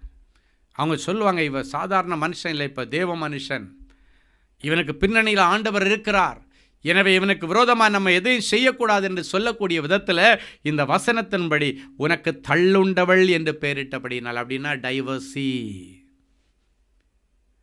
டைவர்ஸ் ஆனவங்களுக்கு பேர் என்ன தெரியுமா? டைவர்ஸி என்று சொல்லுவாங்க. புருஷன் செத்து போனவங்களுக்கு விதவைன்னு சொல்லுவாங்க. ஆனால் புருஷன் உயிரோடு இருந்து தள்ளி வச்சுட்டான்னா அவளுக்கு பேர் வந்து டைவர்ஸி, தள்ளுண்டவள். அதான் வசனம். தள்ளுண்டவள்னா டைவர்ஸி என்று பேரிட்டபடினால உன்னை இப்படி விட மாட்டேன், உனக்கு நான் ஆரோக்கியமான ஒரு வாழ்க்கை நான் கொடுக்கணும்னு நினைக்கிறேன், உன்னை இப்படியே விட்டுற மாட்டேன் அப்படின்னு ஆண்டவர் சொல்லிட்டு உன் காயங்களெல்லாம் மாற்றுவேன் என்று சொல்லுகிறார். மனக்காயம் ரொம்ப அதிகமாக மனக்காயத்தோடு இருக்கிற அநேகரை என்னுடைய ஆவியிலே பார்க்கிறேன். உங்களுடைய மனக்காயங்கள் எல்லாம் ஆற்றி உங்கள் லைஃப்பை அழகாக செட்டில் பண்ணி தருவார். எரேமியா 30:18 சொல்லுகிறது, யாக்கோபின் கூடாரங்களின் சிறையிருப்பை திருப்பி அவன் வாசஸ்தலங்களுக்கு இரக்கம் செய்வேன், நகரம் தன் மண்மேட்டின் மேல் கட்டப்பட்டு அரண்மனை முன்போல நிலைப்படும். முன்னால் விட பயங்கரமானுடைய வாழ்க்கை அரண்மனை மாதிரி, ராஜ வாழ்க்கை மாதிரி நிலைப்படும், நிலைநிறுத்தப்படும் என்று ஆண்டவர் சொல்லுகிறார். அவைகளிலிருந்து ஸ்தோத்திரமும் ஆடல் பாடலின் சத்தமும் புறப்படும். அவர்களை வர்த்திக்க பண்ணுவேன், அவர்கள் குறுகி போவதில்லை, அவர்களை மகிமைப்படுத்துவேன், அவர்கள் சிறுமைப்படுவதில்லை. அப்படின்னா உங்கள் வாழ்க்கையில் இனி புலம்பலுக்கு பதிலாக ஸ்தோத்திரமும் ஆடல் பாடலின் சத்தமும் இருக்கும். அடைக்கப்பட்டிருக்கிற திருமண வாசல்களை எல்லாம் ஆண்டவர் திறந்து விடுறாரு. வயசை பற்றி கவலைப்படாதீங்க, வயசுக்கெல்லாம் அப்பாற்பட்டு வாழ வைக்கிற ஆண்டவர். இந்த வயசே உங்களை இந்த திருமண லிஸ்ட்லேருந்து தள்ளி போட்டிருக்கலாம். தள்ளப்பட்ட இவள் இனி வாழ மாட்டாள், இவளுக்கு வாழ வேண்டிய அந்த வயது ஆயிடுச்சுன்னு தள்ளி போடப்பட்ட உன்னை, உன் வாழ்க்கையை கட்டி எழுப்பும்படி ஆண்டவர் இன்றைக்கு வருகிறார். ஆகாருடைய வாழ்க்கையை தள்ளி போட்ட ஆபிரகாமுக்கு முன்னால், சாராளுக்கு முன்னால் அவனுடைய சந்ததியை பிரபுக்களாய் மாற்றினவர் நம்முடைய ஆண்டவர். ஆகாருடைய பிள்ளையுடைய வாழ்க்கை பிரபுக்கள், அந்த அவளுடைய பிள்ளையிடத்திலிருந்து பிரபுக்கள் தோன்றினார்களாம். அப்படிப்பட்ட ஒரு வாழ்க்கையை கர்த்தர் இன்றைக்கு உங்களுக்கு கொடுப்பார். எல்லா திருமண தடைகளை ஒட்டாச்சு, நிறைய சுப காரியங்கள், நல் விசேஷங்கள் உங்கள் குடும்பத்தில் நடக்க போகுது, பேச போகிறாங்க. ஆண்டவர் முன்ன நின்று செய்ய போகிறார். ஒரு முறை ஒரு தாயும் மகளும் என்னை பார்க்க வந்தார்கள். அப்போ அந்த தாய் கண்ணீரோடு சொன்னது என்னென்னா, ஐயா, நான் சின்ன வயசில் விதவை ஆயிட்டேன், எனக்கு 2 பிள்ளைகள் உண்டு, நான் விதவையாக இருந்து என்னுடைய பிள்ளைகளை வளர்த்து நல்லபடியாக கல்யாணம் பண்ணி வச்சுட்டேன் 2 பிள்ளைகளுக்கும். இது என்னுடைய மகள். நான் இளவயதில் விதவை ஆகிட்டேன், ஆனால் என்னை விட இளவயதில் என்னுடைய மகள் இப்பொழுது விதவையாக வந்து நிற்கிறார். அவளுடைய புருஷன் மரித்து போய்விட்டார். எனவே மனசு நொந்து நான் பட்ட கஷ்டம் என் பிள்ளை படக்கூடாது. ஏன்னா நான் விதவையாக இருந்து பிள்ளைகளை வளர்க்குறதுக்கு எவ்வளோ கஷ்டப்பட்டேன், சமுதாயத்தில் எவ்வளோ கஷ்டங்களை நான் ஃபேஸ் பண்ணேன், இந்த கஷ்டம் என் பிள்ளைக்கும் வந்துருச்சு, இந்த கஷ்டந்தானே என் பிள்ளைக்கு வரக்கூடாதுன்னு நினச்சேன். என் பிள்ளையும் சின்ன வயசில் விதவை ஆயிட்டாலே ஒரே வீட்டில் வயதான விதவையும் இளம் விதவையுமா நாங்கள் இருக்கிறோம் என்று சொல்லி அவருடைய புருஷன் நல்லா படித்து ஓஹோன்னு இருந்து நல்ல நிலைமையில் தான் இருந்தாங்க. அவருக்கு ஒரு கொடிய வியாதி அவர் மரித்து போய்விட்டார், மகளுடைய புருஷன். இந்த சிச்சுவேஷனில் அந்த பிள்ளைகள் வந்தாங்க. அந்த பிள்ளைகளுக்காக ஆறுதல் சொல்லி அவர்களுக்காக ஜெபித்தேன். அப்போது இந்த மகள் ரொம்ப டிப்ரெஷனில் இருந்தேன். ஏன்னா அவங்க ஹஸ்பண்ட் சின்ன வயசு, மறிக்க வேண்டிய வயசு இல்லை, 2 சின்ன குழந்தைங்க இருக்குது, சின்ன பிள்ளைங்க 2 பிள்ளைங்களும் ஸ்கூலில் படிக்கிற வயசு. அவளை பார்த்தாலே சின்ன பொண்ணு, 2 பிள்ளைக்கு தாய் மாதிரியே சொல்ல முடியாது, அவ்வளோ சின்ன பிள்ளை. ஆனால் ரொம்ப ஆண்டவருக்கு பயப்படுகிற குடும்பம். எனக்கு அந்த குடும்பத்தை பார்க்கும்போது மனசில் ரொம்ப கஷ்டம். ஆண்டவரிடத்தில் அழுது நான் ஜெபிக்க ஆரம்பித்தேன். ஆண்டவரே, இந்த தாய் நான் பட்ட கஷ்டம் என் பிள்ளை படக்கூடாதுன்னு தானே ரொம்ப நாளாக ஜெபிச்சிட்டு இருந்தாங்க. அதே மாரி இந்த காரியம் நடந்துருச்சு ஆண்டவரே. அந்த மகளை வச்சுட்டு அவங்க ரொம்ப வீட்டில் கஷ்டப்பட்டுட்டு இருக்கிறாங்க. அது மட்டும் இல்லை, இந்த மகள் இந்த புருஷனை நினச்சி டிப்ரெஷனில் போயிட்டான். செல்வங்கள் இருந்தும் அவரை காப்பாற்ற முடியலை. நல்லா செலவு பண்ணாங்க, நல்லா ஜபிச்சாச்சு. அதையும் தாண்டி தேவனுடைய திட்டம். அந்த தம்பி இத்தனையும் அந்த தம்பியுடைய குடும்பமும் நல்ல குடும்பம், அவனுடைய தாய் தகப்பரெல்லாம் ஆண்டவருக்கு பயப்படுகிற குடும்பம். அதையும் தாண்டி அவர் மறித்து போயிட்டோன்னே வெக்ஸ் ஆகி வீட்டிலேயே முடங்கி கடந்து டிப்ரெஷனுக்குள்ளே போயிட்டா. அப்போ தான் இந்த தாயார் அவளை நான் சொன்னேன், கூட்டுட்டு வாங்க என்று சொன்னேன். வந்தாங்க. அவங்களுக்கு நிறைய ஆலோசனை சொல்லி ஜெபம் பண்ணேன். ஆண்டவர் சொன்னார், இஸ்ரவேல் என்னும் கன்னிகையே, மறுபடியும் நான் உன்னை கட்டுவேன், மறுபடியும் நீ கட்டப்படுவாய், மறுபடியும் சமாரியாவிலே போய் தோட்டத்தின் கனியை நீ அனுபவிப்பாய். இந்த வார்த்தை தான் அவளுக்கு அன்னைக்கு ஆண்டவர் சொன்ன வார்த்தை. அப்படின்னா இன்னைக்கு நீ விதவையாக இருக்கிறாய், ஆனால் மறுபடியும் உனக்கு மறுவாழ்வு கொடுப்பேன் என்று ஆண்டவர் சொல்லிட்டார். சொல்லி ஜெபம் பண்ணிவிட்டு நான் என்ன சொன்னேன், இதுக்கு மேலே நீ வீட்டில் இருக்கக்கூடாது, காலையில் டெய்லி ஏதாவது ஒன்று என்கேஜ் பண்ணிக்கணும், முடிஞ்ச வரைக்கும் ஒரு வேலை உடனே ட்ரை பண்ணிவிட்டு நீ போயிரு அப்படின்னு சொல்லிட்டு நான் சொன்னேன். சரி, உன் பிள்ளைகள் படிக்கிற ஸ்கூல் இருக்குல்ல, அந்த ஸ்கூலில் போய் நீ ஒரு வேலை கேளு, உனக்கு கொடுப்பாங்கன்னு சொன்னேன். அண்ணா நகரில் பிரசித்தி பெற்ற ஒரு ஸ்கூல், அங்கெல்லாம் அப்படி ஈஸியாலாம் வேலை கொடுக்க மாட்டாங்க. அங்கே அந்த பிள்ளைங்க படிச்சுட்டு இருந்து, சின்ன பிள்ளைங்க 2 ஸ்கூலில் படிக்குது. ரொம்ப ஃபெமிலியரான ஸ்கூல். அங்கே எவ்வளோ ரெக்கமெண்டேஷன் இருந்தால் கூட சீட் கிடைக்காது, அப்படிப்பட்ட ஃபேமஸான ஒரு ஸ்கூலு. அப்போ நான் சொல்கிறேன் இந்த மகளிடத்தில், நான் சொல்லலை, ஆண்டவர் சொல்கிறாரு, நீ வேறு எங்கேயும் போகாத, உன் பிள்ளைகளை டெய்லி ஸ்கூலில் விட்டுட்டு கூப்பிட்டுட்டு வரணும். அதனால் உன் பிள்ளைங்க படிக்கிற ஸ்கூல்லேயே உன் நிலைமையை போய் சொல்லு, உனக்கு வேலை கிடைக்கும். இதுதான் நான் சொல்லி அனுப்புகிறேன். நீ காலையில் பிள்ளைகளை கூப்பிட்டுட்டு போயிட்டு சாயங்காலம் பிள்ளைகளை கூப்பிட்டுட்டு வந்துடலாம், நீ வீட்டில் இருக்கக்கூடாது, நீ டிப்ரெஷனில் இல்லைன்னாச்சுன்னா உனக்கு மைண்ட் ஏதாவது கோளாறு ஆகிடும்னு சொல்லி ஜெபம் பண்ணி அவளை அனுப்பிவிட்டேன். அவள் அப்போ சொன்னான், அந்த ஸ்கூல்லெல்லாம் கிடைக்காது, அங்கே கொடுக்க மாட்டாங்க, அங்கே எனக்கு டீச்சிங் எக்ஸ்பீரியன்ஸ் எல்லாம் கிடையாது, நீ போ, ஆண்டவர் சொல்கிறார். போய் சொன்னாங்க. ஒரு அப்ளிகேஷனை கொண்டு போய் கொடுத்தா, மேனேஜ்மெண்ட்டில் பேசி பாவம் சின்ன வயசு விதவை ஆயிட்டாளேன்னு சொல்லி இந்த அடிப்படை கருணை அடிப்படையில் அவங்களுக்கு ஒரு வேலை இமீடியட்டாக ஸ்கூலில் டீச்சர் வேலை போட்டு கொடுத்து இன்றைக்கி அப்புறம் அங்கே தான் வேலை செய்கிறேன் இன்றைக்கும் ஆண்டோடைய கிருபையினால். ஆனால் அவளுக்கு சொன்ன வாக்கு தத்துவத்தினுடைய நிறைவேறுதல் வரணும். இஸ்ரவேல் என்னும் கன்னிகையே, நீ மறுபடியும் கட்டப்படுவாய், மறுபடியும் நான் உன்னை கட்டுவேன். ஏன்னா சின்ன பிள்ளை, அவள் இன்னும் வாழ வேண்டிய வருஷங்கள் எவ்வளோ இருக்குது. அந்த சூழ்நிலையில் அவளுக்கு ஆண்டவர் கொடுத்த வார்த்தையை பிடிக்கி ஜபிக்க ஆரம்பித்தாள். என்ன நடந்துச்சு தெரியுமா? இதே போல் இன்னொரு வாலிப தம்பி, அவனுடைய மனைவி இதே போல் ஒரு கொடிய நோயில் மரித்து போய், அவன் சின்ன வயசில் 2 பிள்ளைகளை வச்சுட்டு அவனும் கஷ்டப்பட்டுருக்கிறான். கரெக்டாக ஆண்டவர் எங்கள் 2 பேரையும் ஒரு நல்ல குடும்பத்தார் மூலமாக ஒன்றாக பேசி இணைச்சி, இப்போ கணவன் மனைவி 2 பேரும் ஒன்றாக இணைந்து, இப்போ அங்கேருந்து 2 பிள்ளைங்க, இங்கேருந்து 2 பிள்ளைங்க, 4 பிள்ளைகளோட அழகாக அமைதியாக சூப்பராக அவங்களுடைய குடும்ப வாழ்க்கையை ஆண்டவர் நடப்பித்து கொண்டிருக்கிறார். எதுக்கு சொல்கிறேன்னா, நீ இளவயதின் விதவையாய் அப்படியே கிடந்து கண்ணீர் வடிப்பது ஆண்டவருடைய திட்டம் இல்லை. ஆண்டவர் உன்னை வாழ வைக்கிறவர். நீ அப்படியே கடந்து கண்ணீரில் கடந்து டிப்ரெஷனில் கடந்து உன்னை அழித்து கொண்டு உன்னுடைய எதிர்காலத்தை அழித்து கொண்டிருக்க ஆண்டவர் கொடுக்கிறவர் அல்ல. இன்னைக்கு அப்படிப்பட்ட பிள்ளைகளை ஆண்டவர் நினைந்தருளி தள்ளப்பட்ட உன் வாழ்க்கையை ஆண்டவர் கட்டி எழுப்புவார். கடந்ததை நினைக்காதே, நடந்ததை மறந்துவிடு. ஆண்டவர் புதிய காரியத்தை செய்ய போகிறார். அப்படி எல்லாரும் கண்களை மூடி இந்த பாடல் வரிகளை பாடுங்க பார்க்கலாம். கடந்ததை நினைக்காதே, நடந்ததை மறந்துவிடு, கர்த்தர் பெரிய காரியங்களை செய்ய.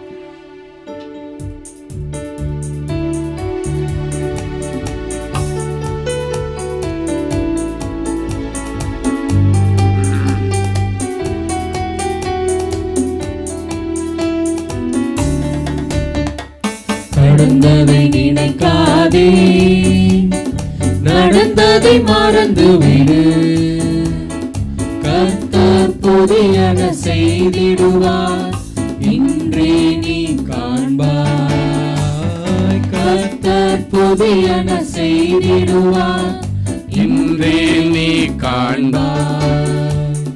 கடந்ததை நினைக்காதே, நடந்ததை மறந்து விடு. கர்த்தர் புதியன செய்திடுவார், இன்றே நீ காண்பாய். கர்த்தர் புதியன செய்திடுவார், இன்றே நீ காண்பாய்.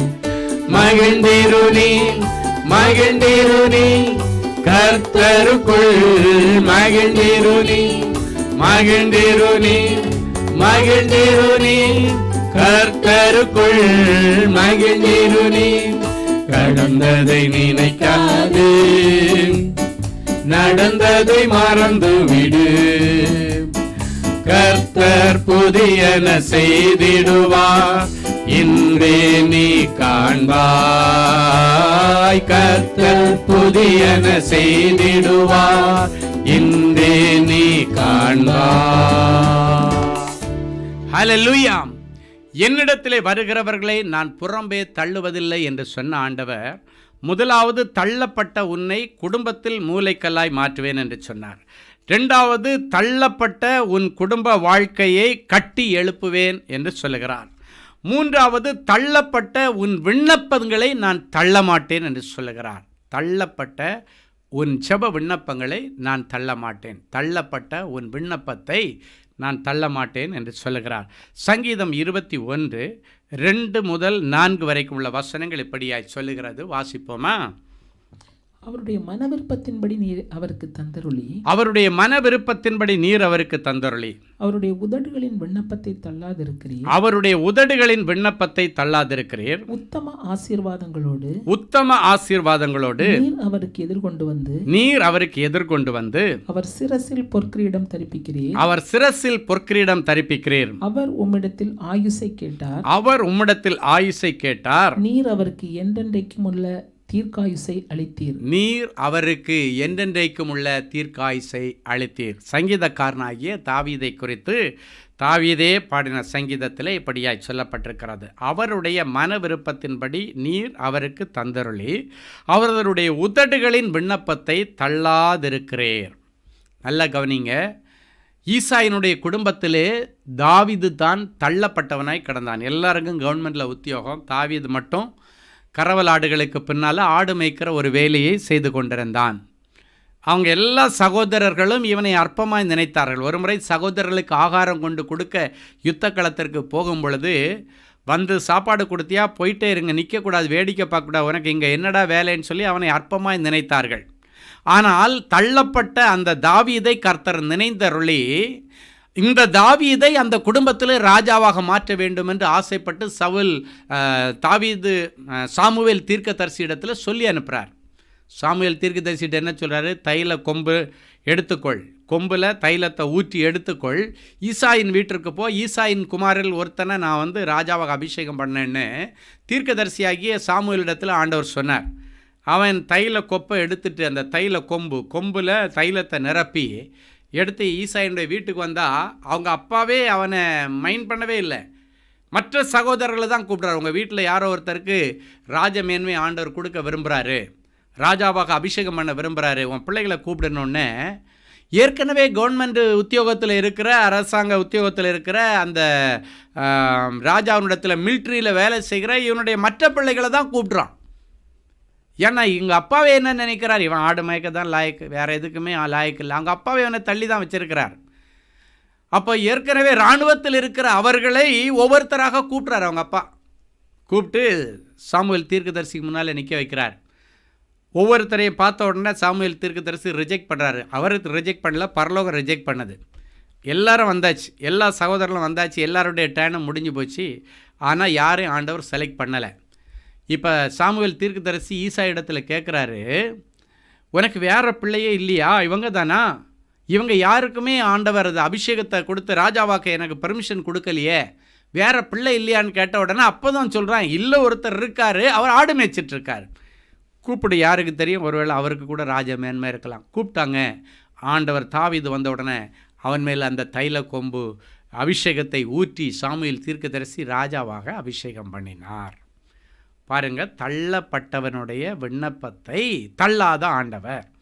எனவே தான் தாவீது சொல்லுகிறான், என்னுடைய மன விருப்பத்தின்படி நீர் எனக்கு தந்தருளி என்னுடைய உதடுகளின் விண்ணப்பத்தை நீர் தள்ளாதிருக்கிறீர்.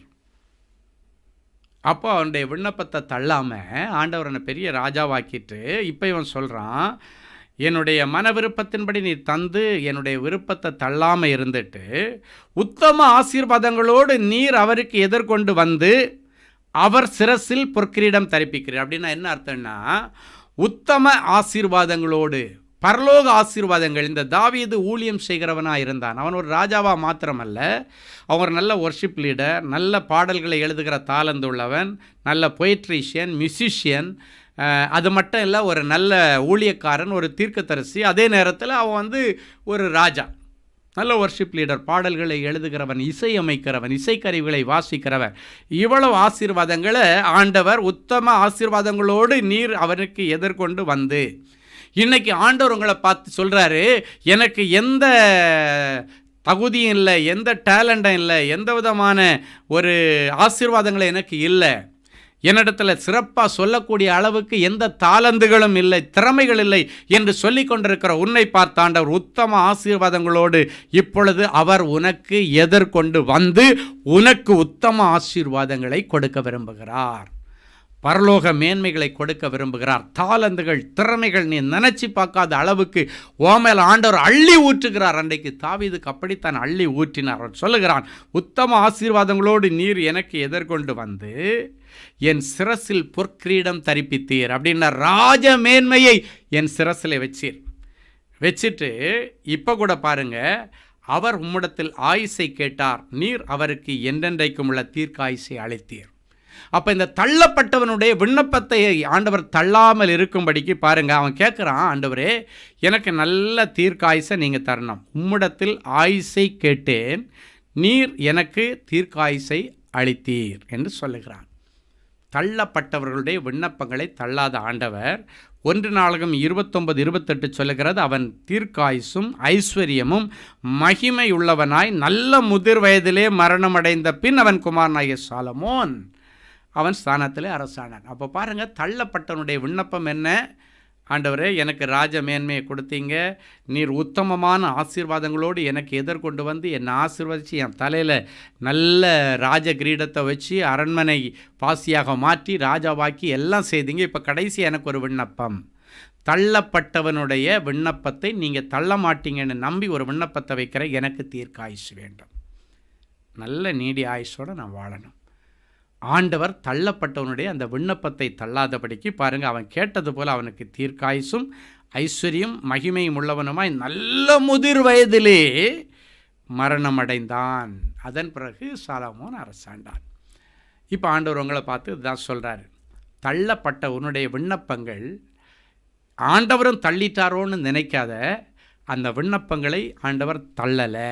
உன் ஜெபங்களிலே எதை நீங்கள் வச்சுருந்தீங்களோ, சங்கீதம் 66:20 சொல்லுகிறது, என் ஜெபத்தை தள்ளாமலும் தமது கிருபையை என்னை விட்டு விலக்காமலும் இருந்த தேவனுக்கு ஸ்தோத்திரம் உண்டாவதாக. அப்போ நம்முடைய விண்ணப்பத்தை தள்ளாத ஆண்டவர், ஜெபத்தை தள்ளாத ஆண்டவர். நீ தள்ளுண்டு போவதில்லை என்று சொன்ன ஆண்டவர் சொல்றார், உன் விண்ணப்பங்களை நான் தள்ளலை. அப்படின்னா எதெல்லாம் நடக்கலேன்னு சொல்லி வந்திருக்கிறீங்களோ, எந்தெந்த ஜெப விண்ணப்பம் எல்லாம் ஆண்டவர் தள்ளி விட்டுட்டாரு, நடக்கலை, நிறைவேறலைன்னு வந்திருக்கீங்களோ, அதெல்லாம் தள்ளி விடலை, பெண்டிங் ஃபைலில் இருக்குது. எல்லாவற்றையும் நிறைவேற்றி உங்களுக்கு நல்ல தீர்க்காயுசை கொடுத்து உங்களுக்கு சமாதானத்தை கொடுப்பேன் என்று ஆண்டவர் சொல்லுகிறார். 4ஆவதாக கடைசியாக, தள்ளப்பட்ட உன்னை மடிந்து போகாமல் காப்பார். தள்ளப்பட்ட உன்னை மடிந்து போகாமல், தள்ளப்பட்டாலும் நீ தள்ளுண்டு கீழே விழுந்தாலும் சாக மாட்ட, மடிஞ்சு போக மாட்ட, நான் உன்னை காப்பாற்றுவேன்னு ஆண்டவர் சொல்லுகிறார். கடைசியாக 2 கொரிந்தியர் 4ஆம் அதிகாரம் 8, 9 ஆகிய வசனங்கள் இப்படியாய் சொல்லுகிறது. வாசிப்போமா? நாங்கள் எப்பக்கத்திலும் நெருக்கப்பட்டும் நாங்கள் எப்பக்கத்திலும் நெருக்கப்பட்டோம், ஒடுங்கி போவதில்லை, கலக்கமடைந்தும் மனமுறிவடைவதில்லை, கலக்கமடைந்தாலும் மன முறிவடைவதில்லை, துன்பப்படுத்தப்பட்டும் கைவிடப்படுகிறதில்லை, கீழே தள்ளப்பட்டும் மடிந்து போகிறதில்லை. கீழே தள்ளப்பட்டும் மடிந்து போகிறதில்லை. யாராவது உங்களை கீழே தள்ளிவிட்டாலும் தள்ளாத ஆண்டவர் உங்களை சாக விட மாட்டார், மடிந்து போக விட மாட்டார். தள்ளப்பட்டும், கீழே தள்ளப்பட்டும் மடிந்து போகிறதில்லை. அப்போஸ்தலனாகிய பவுலினுடைய காலங்களில் ஒரு நாள் விடிய விடிய பவுல் ஒரு இடத்துல பிரசங்கம் பண்ணுறார். அப்போ மாடியில் 3ஆவது மாடியில் ஐத்துகு அப்படின்னு ஒருத்தன் உட்கார்ந்து செய்தியை கேட்குறான். வாசிக்கலாம். அப்போஸ்தலர் நடபடிகள் 20ஆம் அதிகாரம் 9வது வசனம் இப்படியாய் சொல்லுகிறது. வாசிப்போம்.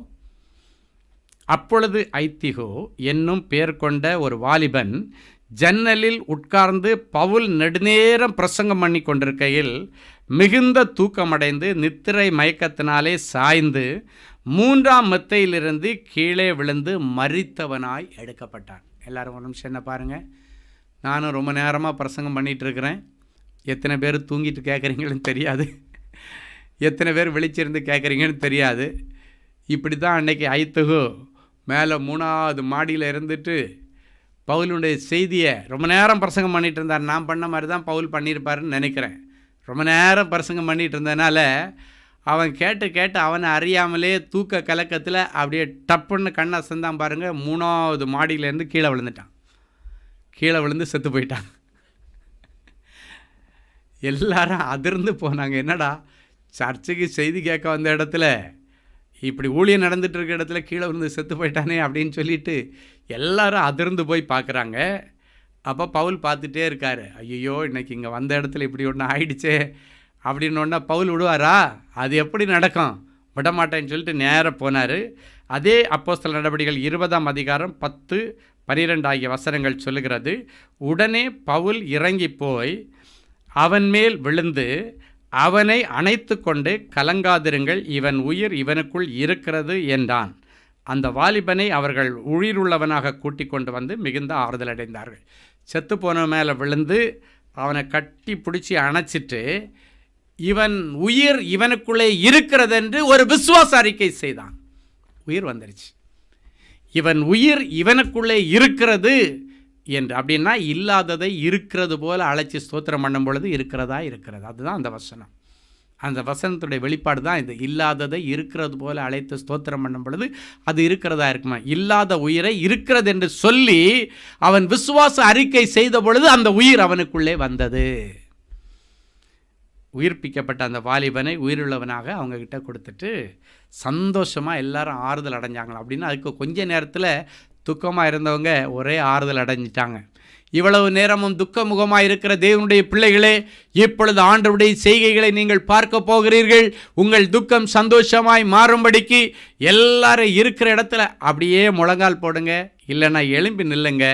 நீங்கள் கீழே தள்ளப்பட்டாலும் விழுந்தது உண்மை, ஆனாலும் மடிந்து போகாதபடிக்கு ஆண்டவர் உங்களை ஆசீர்வதித்து உயர்த்துவார். இந்த ஏழை அழைக்கின்றேன், இறங்கி வாருமையா, உம்மை அல்லாமல் வேறு கதி இல்லை. நீ எல்லாரும் ஆண்டவரை உங்களை விட்டால் வேறு கதி இல்லை, நாங்கள் உங்ககிட்ட சேர போகிறோம். ஏன்னா உம்மிடத்திலே வருகிறவர்களை நீர் புறம்பே தள்ளுவதில்லை, உம்மிடத்திலே வருகிறவர்களை நீர் சேர்த்து கொள்ளுகிறது மாத்திரமல்ல, அவர்களுக்கு பிரகாசமான எதிர்காலத்தை கொடுக்கிறவர். எனவே நான் உம்மை நோக்கி பார்க்கின்றேன்னு சொல்லி எல்லாரும் அப்படியே தேவ சமூகத்தை நோக்கி பார்க்க போகிறோம். Price the Lord.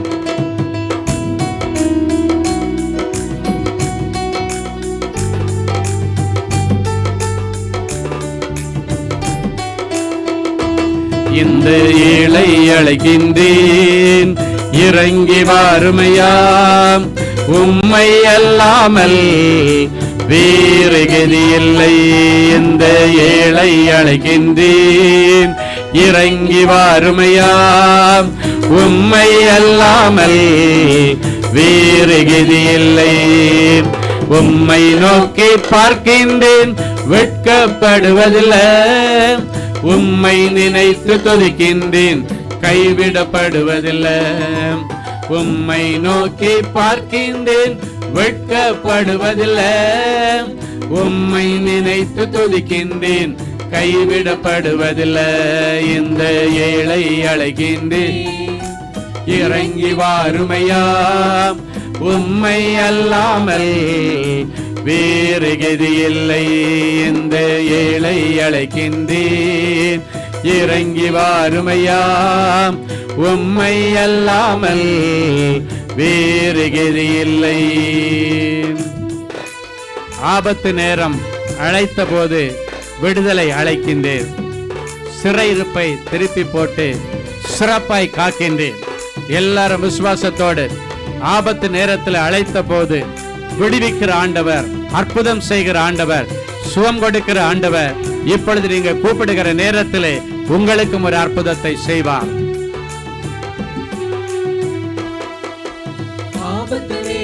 அழைத்த போது விடுதலை அளிக்கின்றேன், சிறையிருப்பை திருப்பி போட்டு சிறப்பாய் காக்கின்றேன்.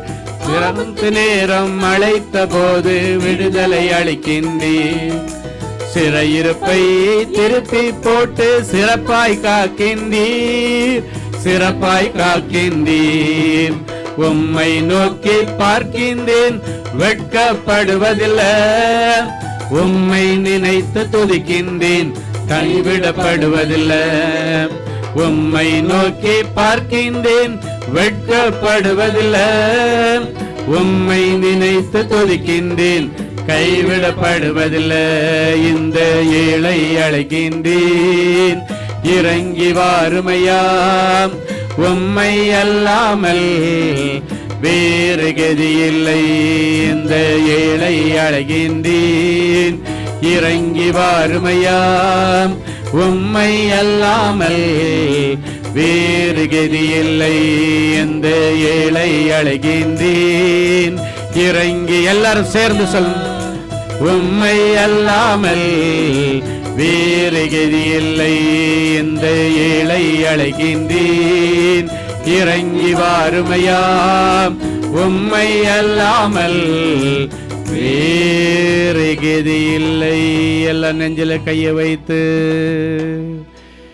இந்த ஏழை அழைக்கின்றேன்,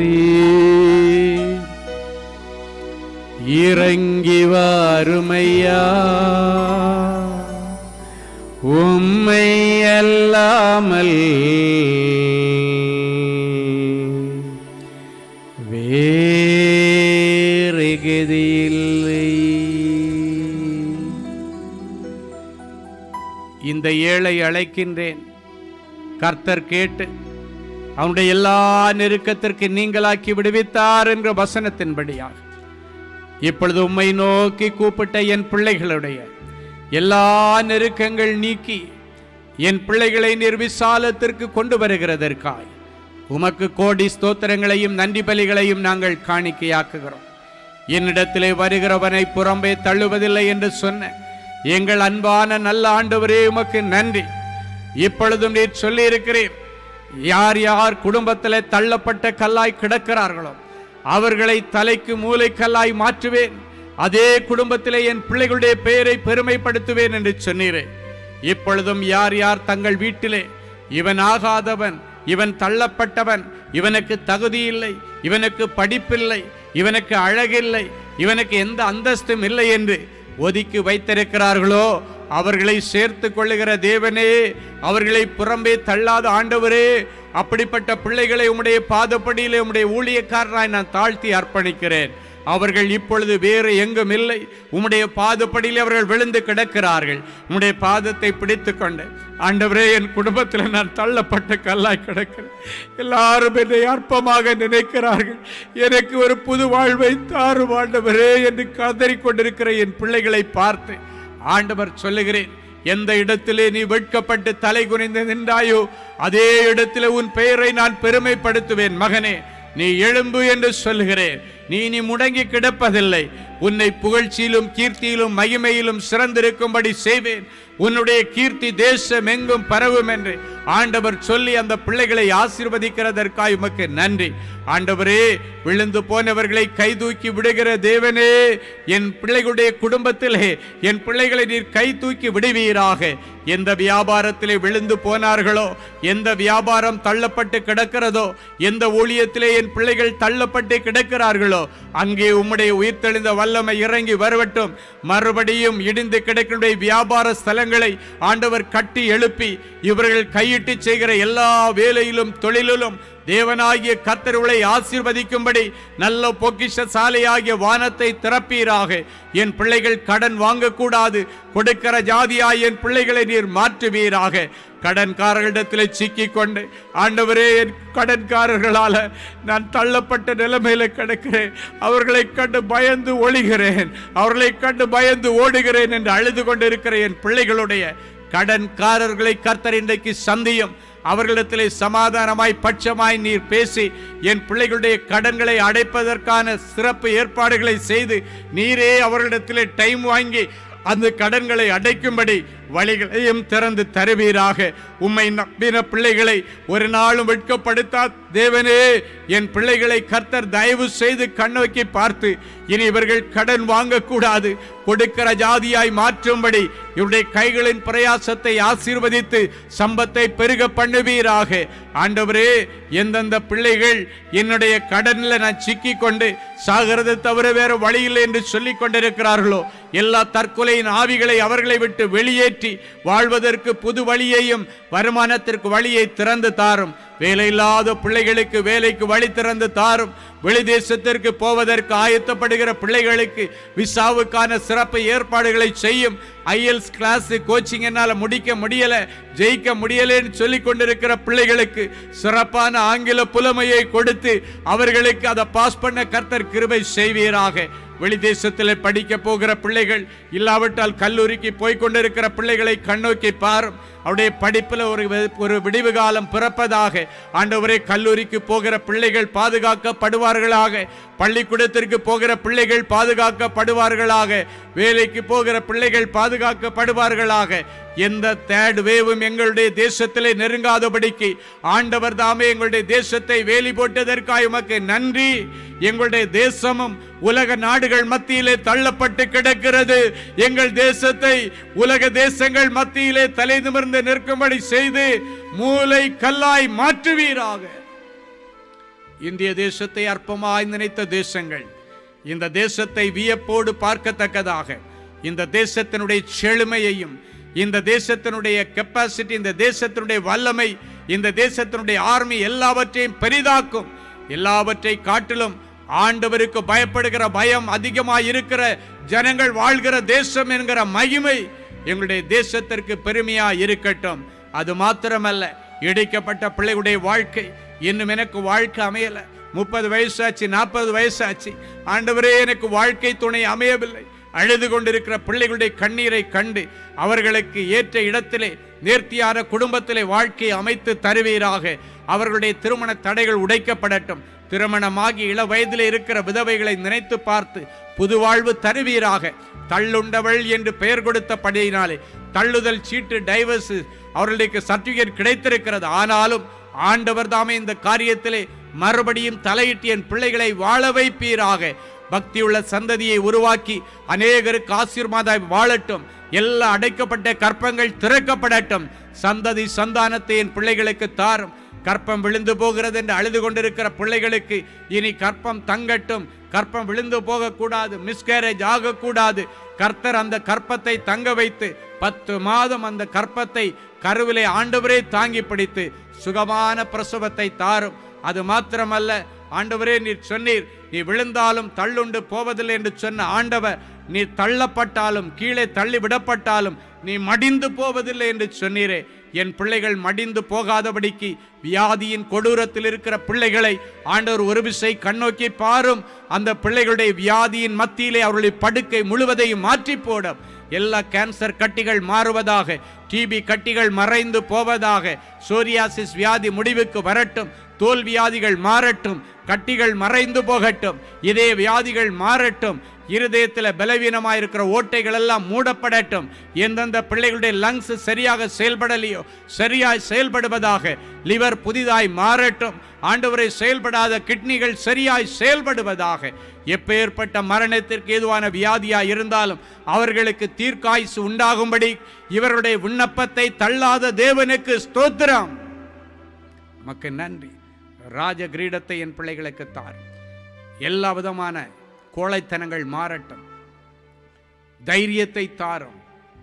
இருட்டறையில் கிடக்கிற பிள்ளைகள் வெளிச்சத்தை காணட்டும். ரட்சிப்புக்காக இயங்குகிற குடும்பங்களிலே ரட்சிப்பின் தீ பற்றி எரிவதாக. குடும்பம் முழுவதும் ரட்சிக்கப்படட்டும். ஜெப மேகம் அவருடைய குடும்பத்தை மூடட்டும். அபிஷேகம் இல்லாத பிள்ளைகளுக்கு அபிஷேகத்தை அள்ளி கொடுப்பீராக, அள்ளி கொடுப்பீராக. உங்கள் மன விருப்பத்தின்படியே உங்களுக்கு தந்தரலி உங்கள் ஆலோசனைகள் எல்லாம் நிறைவேற்றுவேன் என்று சொன்னீரே, நிறைவேற்றி தாரும். ஆண்டவரே, எங்களுக்கு லைவுக்கு உதவியாக இருக்கிற அதிசயம் டிவிக்காக நன்றி. ஷம்மா டிவிக்காக உமக்கு நன்றி. துதி டிவிக்காக உமக்கு நன்றி.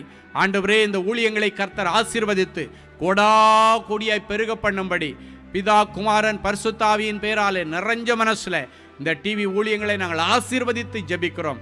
ஜனங்களுக்கு பிரயோஜனமாக இருக்கிற இந்த ஊழியங்களை கர்த்தர் தாங்குவீராக. இந்த ஊழியங்களுக்கு ஆண்டவர் பக்கபலமாக இருப்பீராக. தொடர்ந்து பார்த்து கொண்டிருக்கிற கேட்டுக்கொண்டிருக்கிற அத்தனை பிள்ளைகளுக்கும் ஒரு புது வாழ்வு கிடைக்கட்டும். தள்ளப்பட்ட இவர்கள் ஆண்டவரால் சேர்த்து கொள்ளப்பட்டு உங்கள் கையால் இவர்கள் வளர்ந்து பெருகி சாதனையாளர்களாய் மாறுவார்களாக. இயேசுவின் மூலம் பிதாவே, ஆமேன், ஆமேன்.